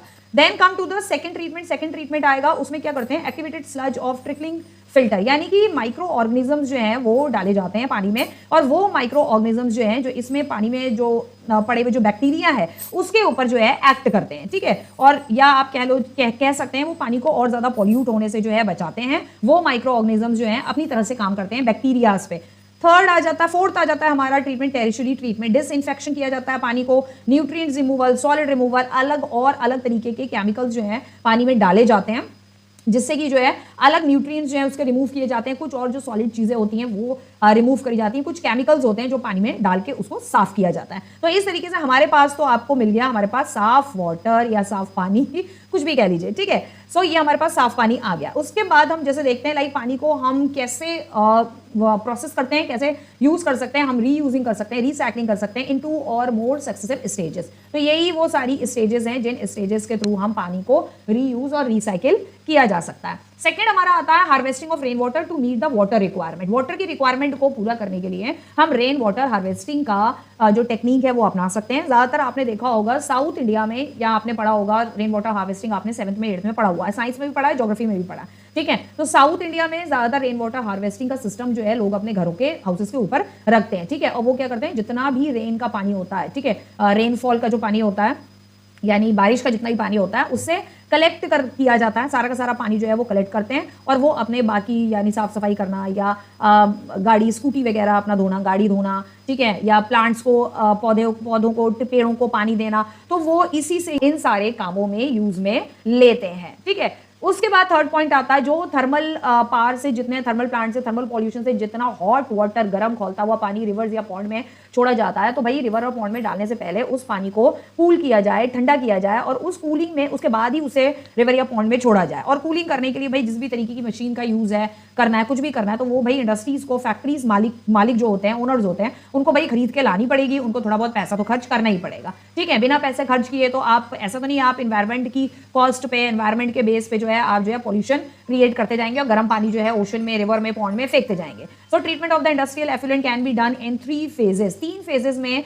ये थर्मल जो पॉल्यूशन का पानी होता है वो 3 फेजेस में जाके जो है वो उसको प्रोसेस किया जाता है, ठीक है. सो इस तरीके से पानी को जो है ट्रीट करके ये सारी चीज़ें करी जाती हैं. अब कहीं कहीं पे इंडस्ट्रीज़ को, जो इंडस्ट्रीज़ के ओनर होते हैं, उनको क्या होता है, उनको सिर्फ यही होता है कि भाई हम पैसा कमाएं, दुगना तिगना 100 गुना कमाएं. तो जहाँ पे गवर्नमेंट जो है थोड़ा सा अगर ध्यान देती है, तो वहाँ पे इंडस्ट्रीज़ के जो ओनर्स होते हैं वो इन सब चीज़ों पर थोड़ा ध्यान देते हैं. अगर गवर्नमेंट ध्यान नहीं देती है तो उनको भी कुछ नहीं पड़ी हुई होती है. Now over drawing of of ground water reserves by industries can be reduce. Like हम जो ग्राउंड वाटर है हम ये कोशिश कर सकते हैं कि ग्राउंड वाटर को हम कम से कम यूज करें। आजकल क्या हो रहा है, मैं आपको कुछ अलग डिफरेंट एग्जांपल्स दे रही हूँ। इवन मतलब मेरे एरिया में क्या हुआ है, इस साल करीब ग्राउंड वाटर को इतनी बुरी तरह लोगों ने यूज किया गया है, यानी कि एक जो फैमिली थी उन्होंने सबमर्सिबल लगवाया। अब मेरे पूरे एरिया में कम से कम आप सोच सकते हो 20 के अराउंड, आप 20 के अराउंड ले लो, 20 हाउसेस ऐसे थे जिन्होंने ग्राउंड वाटर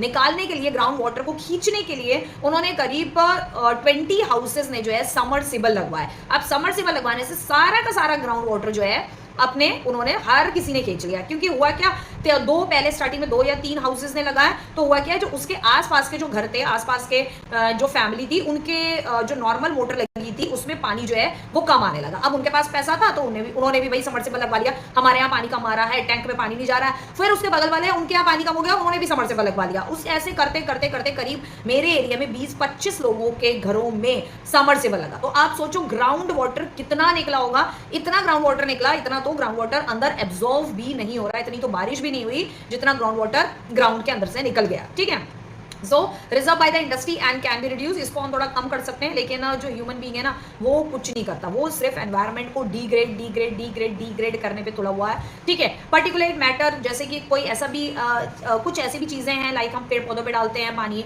वो भी वेस्ट होता है, गाड़ियां वगैरह धोते हैं वो भी वेस्ट होता है। तो हम उससे रेन वाटर हार्वेस्टिंग के थ्रू हम पेड़ पौधों वगैरह में साफ सफाई के लिए हम पानी जो है रेन वाटर का हम यूज कर सकते हैं। ठीक है, matter in the rain can be reduce by fitting smoke stack to factories with electrostatic precipitator. Okay, so हम क्या कर सकते हैं, जैसे कि फैक्ट्रीज वगैरह में जो चिमनी में जो धुआं निकलता है, तो उस धुएं को निकलने के टाइम पे, उसके निकलने से पहले, मतलब एयर में फैलने से पहले हम वहाँ पर कुछ ऐसी चीज़ें फिट कर सकते हैं, जैसे यहाँ पे लिखा है भाई फिटिंग स्मोक स्टैक्स लगा सकते हैं फैक्ट्रीज में। इलेक्ट्रोमैग्नेटिक कुछ चीज़ें लगा सकते हैं, जिससे क्या होगा, जो आयरन के जो छोटे छोटे कण होते हैं, ठीक है, या जो कुछ भी मिनरल्स होते हैं, वो ऐसे मिनरल्स जो धुएं के साथ जो है एयर को पोल्यूट कर सकते हैं, एयर में स्प्रेड हो सकते हैं। तो हम कुछ ऐसा इलेक्ट्रोमैग्नेटिक चीज लगा सकते हैं जिससे वो उसमें चिपक के सारी चीजें आ जाए। साथ ही साथ जो स्मोक स्टैक अगर हम लगाएंगे तो वो जो गंदा धुआं है वो सारा का सारा उसमें आ जाएगा, वो एयर में नहीं जो है स्प्रेड होगा। ठीक है, एयर में स्प्रेड होने से पहले वो सारा स्मोक स्टैक के अंदर कलेक्ट हो जाएगा। फैब्रिक फिल्टर लगा सकते हैं। फैब्रिक फिल्टर में भी यही है कि जो फैब्रिक्स जो होते हैं वो एयर में नहीं फैलेंगे या आपके एनवायरनमेंट में नहीं फैलेंगे। स्क्रबर्स यूज कर सकते हैं। इनर्शियल सेपरेटर्स हम यूज कर सकते हैं। Smoke can be reduce by using oil and gas. हम ऑयल और नेचुरल गैस का यूज कर सकते हैं। कोल फैक्ट्रीज में यूज करने के बजाय हम ऑयल को और नेचुरल गैस को यूज करने से एनर्जी प्रोड्यूस करने के लिए इससे थोड़ा कम जो है स्मोक होगा। Machineries and equipment can be use and generators should be fitted with silencers हम यूज कर सकते हैं। जनरेटर में आपने देखा होगा जनरेटर से बहुत सारी आवाज़ आती है। कई बार आस पड़ोस में लोगों के पास जनरेटर होते हैं, तो लाइट वगैरह चली गई तो उन लोगों ने यूज़ किया, कुछ फंक्शन है तो यूज़ किया, तो अगर उसमें साइलेंसर लगाएंगे तो वो ज़्यादा अच्छा रहेगा, लोगों को कम परेशानी होगी। साथ ही साथ इससे नॉइस पोल्यूशन भी जो है वो रिड्यूस होगा, बहुत बहुत बहुत रिड्यूस होगा। मशीनरीज में हम साइलेंसर यूज़ कर सकते हैं। ऐसे इक्विपमेंट्स हम बना सकते हैं। ऑलमोस्ट जितनी भी मशीनरीज हैं हम उनको रीडिज़ाइन हम कर सकते हैं। रीडिज़ाइन करने के साथ साथ उनकी एफिशिएंसी, एनर्जी एफिशिएंसी हम बढ़ा सकते हैं और नॉइस को भी रिड्यूस कर सकते हैं। नॉइस एब्जॉर्बिंग मटेरियल भी हम यूज़ कर सकते हैं। Like apart from the personal use, हम पर्सनल अगर हम अपना फ़ोन यूज़ कर रहे हैं तो उसके लिए हम बस में जा रहे हैं, ट्रेन में जा रहे हैं, ऑटो में जा रहे हैं, कहीं जा रहे हैं तो हम ईयर प्लग यूज़ कर सकते हैं, ईयरफोन यूज़ कर सकते हैं, जिससे कि जो हमारे साथ बैठने वाले जो लोग हैं उनको नॉइस पोल्यूशन का सामना ना करना पड़े। अगर हम यूज़ करेंगे तो थोड़ा बहुत अगर हम करेंगे तो जो हमारे साथ बैठे होंगे, हम बस वगैरह में कहीं भी जा रहे हैं, उनको भी थोड़ा सा देख के जो है वो लगेगा कि नहीं भाई इससे नॉइस पोल्यूशन हो रहा है, हम मोबाइल ऐसे ओपन में चला रहे हैं तो इससे अच्छा हम भी एयरफोन या ईयरबड्स जो है हम यूज़ करें, जिससे नॉइस पोल्यूशन कम होगा। नेक्स्ट चलते हैं हम national thermal power corporation limited. इसके बारे में थोड़ा सा हम अब स्टडी करेंगे। What is this? हमारा ये आते हैं कुछ चैलेंजेस। चैलेंजेस क्या है? The challenges of the sustainable development require integration of economic development with environmental concern. यानी कि हम डेवलपमेंट ना, सस्टेनेबल डेवलपमेंट की बात करते हैं कि हमें अपने फ्यूचर के लिए जो है हमें एनवायरनमेंट को सेव करके रखना है। ठीक है, सो हमें जो है एनवायरनमेंट को फ्यूचर के लिए सेव करना है तो हमें कम से कम चीज़ें यूज़ करनी है। तो इकोनॉमिक डेवलपमेंट भाई कैसे होगा? ठीक है, इट बट नेचुरल कि भाई हमें इकोनॉमिक डेवलपमेंट करना है, लेकिन इकोनॉमिक डेवलपमेंट के साथ साथ हमें एनवायरनमेंट को साथ में लेके चलना है। हमें एनवायरनमेंट को सस्टेनेबल भी रखना है। सस्टेनेबल डेवलपमेंट हमें करना है, हमें डेवलपमेंट ऐसा करना है कि वो सारी की सारी जो हमारा एनवायरमेंट है वो फ्यूचर जनरेशन के लिए भी बचाया जा सके। अब इसमें जो है जो हमारा एनटीपीसी है, नेशनल थर्मल पावर कॉर्पोरेशन, वो बहुत बड़ा रोल प्ले करता है। NTPC is a major power providing corporation in India. बहुत बड़ी संस्था है ये, बहुत ही बड़ी संस्था है और ये बहुत बड़े लेवल पे जो है आपका एनर्जी प्रोड्यूस करता है। NTPC, national thermal power corporation, बहुत बड़े लेवल पे एनर्जी प्रोड्यूस करता है। एनर्जी प्रोड्यूस करने के साथ साथ ये उन सारी चीजों पर भी काम करता है कि जहां पर ये देखना कि कहां पर जो है ज्यादा पॉल्यूशन हो रहा है, प्रिजर्विंग नेचुरल एनवायरनमेंट को प्रिजर्व करने का काम करता है। वाटर में ऑयल गैस, ऑयल को किस तरीके से यूज करना है, नेचुरल गैस का यूज करना है, फ्यूल ज्यादा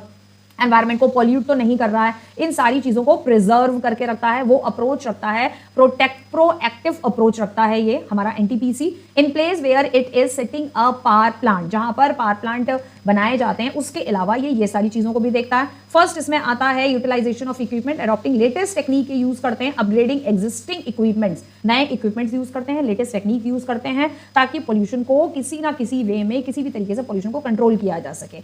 उसके बाद नेक्स्ट करते हैं minimising waste generation by maximising ash utilisation. जितनी राख निकलती है सारे न्यूक्लियर पावर प्लांट से ही नहीं बल्कि सारी इंडस्ट्रीज और फैक्ट्रीज में से जितना ऐश निकलता है उसका यूटिलाइजेशन इस तरीके से करना कि उसको मिनिमाइज करना, जो वेस्ट मटेरियल है उसको कम से कम वेस्ट निकलना, ऐश को ऐसी जगह यूटिलाइज करना जो उसका अच्छा प्रॉपर उसका यूज हो सके। Providing green belt for the nurturing ecological balance, addressing the question of special purpose vehicle for afforestation. हर जगह ग्रीन बेल्ट का इस्तेमाल करवाना, ठीक है, ग्रीन बेल्ट का इस्तेमाल करना यानी कि जहां पर भी इंडस्ट्रीज या फैक्ट्रीज बनी हुई हैं तो वहां पर ग्रीन बेल्ट का भी यूज करना, यानी कि बहुत सारे पेड़ पौधे वगैरह, खूब सारे पेड़ पौधे लगाना ताकि जो एनवायरमेंट में पॉल्यूशन हो रहा है वो रिवर्स हो सके। रिवर्स कैसे होगा कि भाई अगर पॉल्यूशन में अगर एनवायरमेंट में पॉल्यूशन, कार्बन डाइऑक्साइड, मोनोऑक्साइड बहुत बढ़ रही है तो प्लांट जो है वो कार्बन डाइऑक्साइड को इनटेक करते हैं, ठीक है। सो वो जितने ज्यादा प्लांट होंगे तो कार्बन डाइऑक्साइड एनवायरमेंट में से कम हो सकेगी। साथ ही साथ ये लोग व्हीकल्स पर भी बहुत ज्यादा काम कर रहे हैं, वर्क कर रहे हैं। ज्यादातर जो बैटरी वाले होते हैं या इलेक्ट्रॉनिक व्हीकल्स जो हैं वो ज्यादा यूज करने पर जो है जोर डालते हैं। इनका पर्पस होता है special purpose for electronic vehicle ज़्यादा यूज़ करना। Reducing environmental pollution, environmental pollution को कैसे हम रिड्यूस कर सकते हैं। जो पॉन्ड्स में जो सारा गंदा जाता है, वेस्ट जाता है, रिवर्स में जो जाता है, ash water recycling system, liquid waste को जो है मैनेज करते हैं, किस तरीके से मैनेज किया जाए। तो वो ये उस सारी चीज़ों के लिए बहुत ही हाई और लेटेस्ट टेक्निक जो है उसको यूज करता है हमारा एनटीपीसी, ठीक है। इकोलॉजिकल फिफ्थ जो है जो वर्क इसका रहता है ecological monitoring, review, online database management for all it's power station. जितने भी इसके पावर प्लांट हैं जो कि एनटीपीसी के अंदर आते हैं, जितने भी पावर प्लांट्स हैं, पावर प्लांट्स क्या होते हैं, बड़ी बड़ी फैक्ट्रीज, बड़े बड़े पावर प्लांट्स क्या हो गए, बिजली के जितने भी विभाग हैं, ठीक है। पावर यानी कि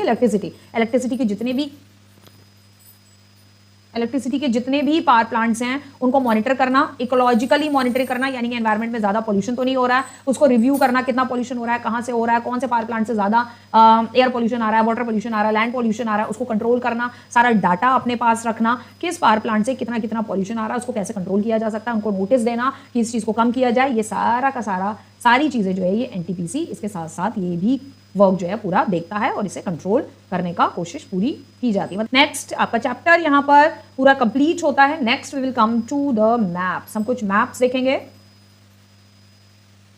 मैन्युफैक्चरिंग इंडस्ट्री, कॉटन टेक्सटाइल के मैप्स हम यहाँ पर स्टडी करने वाले हैं, थोड़ा सा देखेंगे क्या है। फर्स्ट हम देखते हैं कॉटन टेक्सटाइल इंडस्ट्री के मैप्स देख लेते हैं, कहाँ कहाँ पर कॉटन टेक्सटाइल इंडस्ट्रीज जो है वो लोकेटेड है। यह आपकी कानपुर, और कानपुर जो है आपका यूपी में लाइज करता है, यहाँ आपको कानपुर बनाना है, ठीक है। Kanpur flourish most of the part due to the rule of British. तो टेक्सटाइल इंडस्ट्री कानपुर की काफ़ी फ्लोरिश हुई ब्रिटिशर्स के टाइम पर ही। कॉटन की यहाँ पर बहुत बड़ी, इसको मैनचेस्टर ऑफ इंडिया भी कहा जाता है क्योंकि यहाँ पे कॉटन का जो है इंडस्ट्री ब्रिटिशर्स के टाइम पे ही सेटअप कर दी गई थी और ये काफ़ी फ्लोरिश रही, काफ़ी फ्लोरिश हुई। सो दैट इज वाई इसको मैनचेस्टर ऑफ नॉर्थ इंडिया भी कहा जाता है, ठीक है। आता है इंदौर, ठीक है। So Indore, the largest cotton textile industry of Madhya Pradesh is located in Indore. ये इंदौर आपका मध्य प्रदेश में लाइज करता है, तो यहाँ पर आपको बनाना है। ये गुजरात है, गुजरात के जस्ट बगल में आपका मध्य प्रदेश है लगता है, तो आपको बॉर्डर से इतना दूर आपको मार्क करना है इंदौर के लिए, ठीक है। आपका Surat is also known as the textile city of Gujarat. Gujarat की सूरत जो है वो भी बहुत फेमस टेक्सटाइल इंडस्ट्री है हमारी गुजरात की। तो बिल्कुल कॉर्नर पे आप ब्लैक डॉट देख रहे हो, यहाँ पर आपको सूरत को लोकेट करना है, ठीक है। Textile industry is one of the oldest, सबसे पुरानी टेक्सटाइल इंडस्ट्री, ये भी ब्रिटिशर्स के टाइम की ही सेटअप है ये इंडस्ट्री, कोई हमारे इंडिया के टाइम की कोई सेटअप नहीं है। ये इंडियन गवर्नमेंट ने जितनी पुरानी इंडस्ट्रीज है, इंडियन गवर्नमेंट के टाइम पे इतनी कोई कॉटन टेक्सटाइल इंडस्ट्री सेटअप नहीं करी गई है जितनी ब्रिटिशर्स के टाइम पे करी गई है। ठीक है, most wide spread industry in Mumbai. Mumbai जो है आपका महाराष्ट्र में लाइज करता है, आप देख सकते हो बिल्कुल बॉर्डर, जहां पर ये बॉर्डर आपका गुजरात का बॉर्डर ये आपका लग रहा है, उसी के जस्ट नीचे आपका यहाँ मुंबई लाइज करता है। First successful textile mill was establish in Mumbai 1854। 1854 में मुंबई में ब्रिटिशर्स ने 1854 में, यानी कि आप सोचो आपने 8th क्लास में वो पढ़ा है 1857 का युद्ध, 8th में 1857 का वॉर, ठीक है, रिवोल्ट ऑफ 1857 आपने 8th में पढ़ा है। तो 1857 का जो 1857 का जो युद्ध था उससे पहले 1854 में जो है मुंबई में ब्रिटिशर्स ने ये टेक्सटाइल मिल जो है सेटअप कर दी थी, और उसके बाद 1857 का जो है युद्ध जो है वो छिड़ गया। ठीक है, कोयम्बटूर। सो कोयम्बटूर आपको कहाँ बनाना है? कोयम्बटूर आपको बनाना है तमिलनाडु में, आपका कोयम्बटूर आता है। ये आपका लगता है केरला और तमिलनाडु पास पास में आपके आते हैं। ठीक है, ये आपका है तमिलनाडु और यहाँ पे कोयम्बटूर होता है, यानी कोयम्बटूर है, यानी केरला और तमिलनाडु के बिल्कुल ये आपका जा रहा है बॉर्डर एरिया। ठीक है, केरला तमिलनाडु के बॉर्डर पे आपका कोयम्बटूर है, is also known as Manchester of South India. तो कोयम्बटूर जो है मैनचेस्टर है साउथ इंडिया का, ये भी textile spinning and weaving mill Britishers के टाइम की ही ये भी सेटअप करी गई है। इतनी इंडस्ट्री वो सेटअप करके गया है, इंडिया देश आजादी के बाद तो वो कभी इतनी, हिंदुस्तान गवर्नमेंट इतनी इंडस्ट्री कभी सेटअप कर ही नहीं पाता। कोई गवर्नमेंट बुरी है जैसे पाकिस्तान है, ठीक है, नो डाउट हम पाकिस्तान से तो हिंदुस्तान को कंपेयर नहीं कर सकते हैं, लेकिन फिर भी इंडिया उतना डेवलप्ड नहीं कर सकता अगर ब्रिटिशर्स इतनी इंडस्ट्री सेटअप करके नहीं जाते, इतना सारा डेवलपमेंट अगर करके नहीं जाते और कुछ भी नहीं करते, सिर्फ वो जो है कोई इंडस्ट्री सेटअप नहीं करते, कोई एग्रीकल्चर नहीं करते, कुछ भी नहीं करते, कोई बिल्डिंग्स नहीं बनाते, कॉलेजेस नहीं बनाते, स्कूल्स नहीं बनाते, एजुकेशन पे ध्यान नहीं देते, इंग्लिश पे ध्यान नहीं देते, तो इंडिया 1947 से लेकर आज 2024 तक जो है इतना डेवलप्ड इंडिया कभी नहीं कर पाता जो डेवलपमेंट आज है इंडिया में। ठीक है, सो इसलिए ब्रिटिशर्स की ने काफ़ी चीज़ें बुरी करी, तो बहुत सारी चीज़ें उन्होंने अच्छी भी करी है, तो उसको भी अप्रिशिएट करना चाहिए। नेक्स्ट में अब हम देखते हैं मैन्युफैक्चरिंग इंडस्ट्री में आयरन एंड स्टील। तो आयरन एंड स्टील में आ जाता है आपका first Bokaro steel plant BSL located in the Bokaro district of Jharkhand. Jharkhand आपका ये है, पहले बिहार और झारखंड आप इसको ऐसे मार्क कर सकते हो, बिहार और झारखंड जो है वो एक ही था। बिहार से झारखंड को अलग किया गया क्योंकि झारखंड पूरा ट्राइबल एरिया था, जो कि आपने ट्राइबल कम्युनिटी वाले चैप्टर में पढ़ा है, शायद 10th में है वो ट्राइबल कम्युनिटी, हाँ ट्राइबल कम्युनिटी आपने 9th में पढ़ा हुआ है, 8th में भी आपने ट्राइबल कम्युनिटी के बारे में पढ़ा है। तो झारखंड वाला जो पार्ट था वो पहले बिहार में ही आता था और ये पूरी की पूरी ट्राइबल कम्युनिटी थी। यहाँ पे जंगली लोग जो थे ना, जो ट्राइबल कम्युनिटी, फॉरेस्ट सोसाइटी, और आपने 8th में भी पढ़ा है फॉरेस्ट सोसाइटी के बारे में, कॉलोनिज्म के बारे में, ट्राइबल जंगली जातियों के बारे में आपने 8th 9th में आप पढ़ चुके हो। इसलिए गवर्नमेंट ने क्या किया, बिहार को झारखंड से अलग कर, तो झारखंड में है आपका बोकारो स्टील प्लांट। इस चीज को आप ध्यान रखना, झारखंड में है, बिहार में नहीं है। ठीक है, it is the 4th integrated public sector steel plant India built with Soviet help. तो ये जो बोकारो स्टील प्लांट है ये रशिया की, सोवियत यानी सोवियत यूनियन ऑफ रशिया की हेल्प से इंडिया ने ये स्टील प्लांट जो है बनाया है। दूसरा आता है आपका दुर्गापुर में, दुर्गापुर जो कि आपका वेस्ट बंगाल में है। It is one of the integrated steel plant authority India limited located in Durgapur in the eastern India state of West Bengal. It was set up with the help of United Kingdom. तो ये देख लो, जो लोग छोड़ के गए, जो ब्रिटिशर्स हम पे जो है रूल करके गए, ठीक है, और उन ब्रिटिशर्स को कई लोग तो नहीं बोलते, लेकिन ये टीचर्स जो है ना बहुत, मतलब मैं तो नहीं बोलती, ठीक है, मैं बोलती हूँ, लेकिन कुछ हद तक इतना भी बुरा नहीं बनाना है किसी भी कैरेक्टर को या किसी भी ग्रुप को। ठीक है, तो बहुत सारी टीचर्स इतना बुरा बोलती है ब्रिटिशर्स के बारे में, उन्हीं का खा रहे हैं, उन्हीं का पी रहे हैं, उन्हीं का लाइफस्टाइल अपना रहे हैं, उन्हीं का डेवलपमेंट देख के अपने देश में डेवलपमेंट कर रहे हैं। ठीक है, फिर भी उनके टीचर्स जो है, कई एक ऐसी कुछ बड़ी फेमस टीचर्स हैं, इतना बोलेंगी ब्रिटिशर्स के बारे में, ये है बुरा बोलते हैं, और उन्हीं ब्रिटिशर्स की हेल्प से जो है इंडिया ने ये दुर्गापुर का स्टील प्लांट जो है ये बनाया यूनाइटेड किंगडम की मदद से। भिलाई स्टील प्लांट ये भी बहुत फेमस स्टील प्लांट हमारा रहा है। ठीक है, सो भिलाई जो है वो बेसिकली ये प्लांट लोकेटेड है भिलाई छत्तीसगढ़ में। इसे आप बहुत ध्यान से देख लीजिए, ये आपका उड़ीसा है। ठीक है, दिस इज उड़ीसा जो है वो आपके कोस्टल प्लेन पे है, उड़ीसा से लगा हुआ आपका जो है छत्तीसगढ़ है। ध्यान से आप इसको मैप को मार्क करिएगा। India's first and the main producer of steel rail as well as a major producer of the wide steel plate and other steel product. Next आता है Jamshedpur. Jamshedpur was the first industrial city in India, पहली industrial city थी Jamshedpur India में, steel की पहली है, and almost the entire town work in the steel industry. और जमशेदपुर में लगभग जमशेदपुर आपका पड़ता है, ये भी आपका पड़ता है झारखंड में। ऑलमोस्ट जमशेदपुर में जितने भी लोग हैं, सारे वर्कर्स, इस टाउन के सारे लोग जो हैं इस इंडस्ट्री में जो है वो काम करते हैं। आप देख लीजिए कहाँ पर है, विजयनगर यहाँ लाइज करता है, ठीक है। दिस इज आंध्र प्रदेश और ये है आपका कर्नाटका। तो कर्नाटका में लाइज करता है। The Jindal Vijayanagar steel plant, इस स्टील प्लांट का नाम है Jindal, located in the iron ore belt of north Karnataka, spread over 37,000 acres of land. है सालेम, सालेम बहुत फेमस है आपका तमिलनाडु में, बहुत ही फेमस स्टील प्लांट है सालेम, बहुत फेमस है साउथ इंडिया में। Unit of a steel authority India limited, that is SAIL, is a steel plant involve in the production of stainless steel. यहाँ पर स्टेनलेस स्टील बनता है। स्टेनलेस स्टील क्या होता है? स्टेनलेस स्टील से ज्यादातर क्या बनाए जाते हैं? ज्यादातर आपके बनाए जाते हैं स्टील के बर्तन, स्टेनलेस स्टील से, ठीक है। जितने भी यूटेंसिल्स होते हैं वो सालेम में जो इंडस्ट्रियल इंडस्ट्री है, सालेम में जो इंडस्ट्री है वो प्रोडक्शन करती है आपका स्टेनलेस स्टील, ज्यादातर यूटेंसिल्स।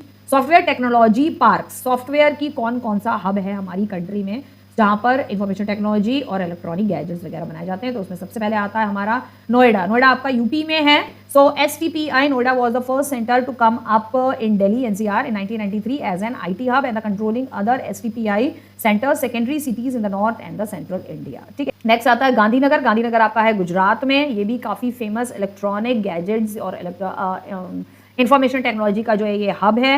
नेक्स्ट आता है, इसके बाद है आपका Mumbai and Pune. Mumbai 3rd number पे है, पुणे आपका 4th नंबर पे है।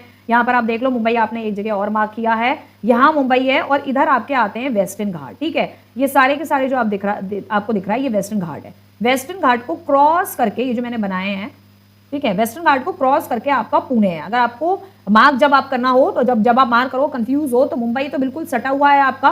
किससे सटा हुआ है? मुंबई आपका अरेबियन सी से पूरा सटा हुआ है, ठीक है। यहाँ पर आप देख सकते हो मुंबई पूरा अरेबियन सी से सटा हुआ है, तो आप यहाँ पर मार्क करेंगे ये मुंबई है और मुंबई के बाद आप बना देंगे वहाँ पे वेस्टर्न घाट, क्योंकि वेस्टर्न घाट जो है हमारे वेस्टर्न घाट के बाद जो है हमारे यहाँ पर महाराष्ट्र के अंदर पुणे आता है। उसके बाद आ जाता है आपका हैदराबाद। Hyderabad lies in Telangana. ये पार्ट आपका आ जाता है तेलंगाना। तेलंगाना जो कि आंध्र प्रदेश से अलग हो गया है। ये पहले पूरा आंध्र प्रदेश था, ये जो आपको दिख रहा है ये पूरा का पूरा पहले आंध्र प्रदेश था, अब ये बीच में से अलग हो गया है, ये हो गया आंध्र प्रदेश और ये बन गया आपका तेलंगाना। तेलंगाना में आपका हैदराबाद आता है। तो ये भी इंफॉर्मेशन टेक्नोलॉजी का क्लस्टर है, इंफॉर्मेशन टेक्नोलॉजी का सेंटर है। The most famous is Bengaluru. तो बेंगलुरु तो आपको पता ही है, कुछ लोग इसे बेंगलोर भी बोलते हैं, ठीक है। पहले बेंगलोर कहा जाता था, GLORE लगता था, ठीक है, बेंगलुरु, ठीक है। तो बेंगलुरु है आपका कर्नाटका में, ठीक है। कैपिटल स्टेट्स और कैपिटल्स जो हैं आपको रटी हुई होनी चाहिए, याद कर लीजिएगा। बहुत सारे बच्चों को 9th और 10th में पहुंच जाने के बाद भी स्टेट और कैपिटल्स जो है वो नहीं याद होती हैं। 6 से हम लोग रटाते रहते हैं, याद कराते रहते हैं, क्योंकि मैं तो 6 से कंटिन्यूसली 14-15 साल से क्लासेस पढ़ा रही हूँ। 6 से रटाते हम 10th में पहुंच जाते हैं, लेकिन बच्चों को स्टेट और कैपिटल्स नहीं याद होती हैं। तो इसलिए प्लीज़ प्लीज़ प्लीज़ स्टेट और कैपिटल जो है वो आप लोग याद कर लीजिएगा। जो कि हमारा IT हब है, इंडिया में सबसे बड़ा IT हब जो है वो है हमारा बेंगलोर, ठीक है, या बेंगलुरु, बेंगलोर कुछ भी बोल सकते हैं आप। So has been the backbone of the growth of software and hardware industry Karnataka since last 3 decades. 30 सालों से ये हमारा IT का हब बना हुआ है बेंगलोर, ठीक है, Bengaluru, and has enabled Bengaluru to emerge as one of the largest IT cluster across the globe, coined as a Silicon Valley of India। आता हमारा चेन्नई है आपका तमिलनाडु में, ठीक है, यहाँ कॉर्नर पे है, इस जगह पर है तमिलनाडु, आप यहाँ पर इजीली मार्क कर सकते हो। नेक्स्ट आता है तिरुवनंतपुरम जो है वो आपका केरला में आता है, ओशन के पास है, तो आप इस वजह से आप यहाँ पर ओशन के पास केरला में तिरुवनंतपुरम है, उसके जरिए जो है आप मार्क कर सकते हैं। सो ये हो गया आपका चैप्टर कंप्लीट। मैप्स भी ये वही मैप्स बताए हैं मैंने आपको जो आपके NCERT की बुक में गिवन हैं और जो बोर्ड एग्जाम्स में आ सकते हैं डेफिनेटली, ठीक है। सो यहाँ आपका चैप्टर होता है फिनिश, कंप्लीट होता है।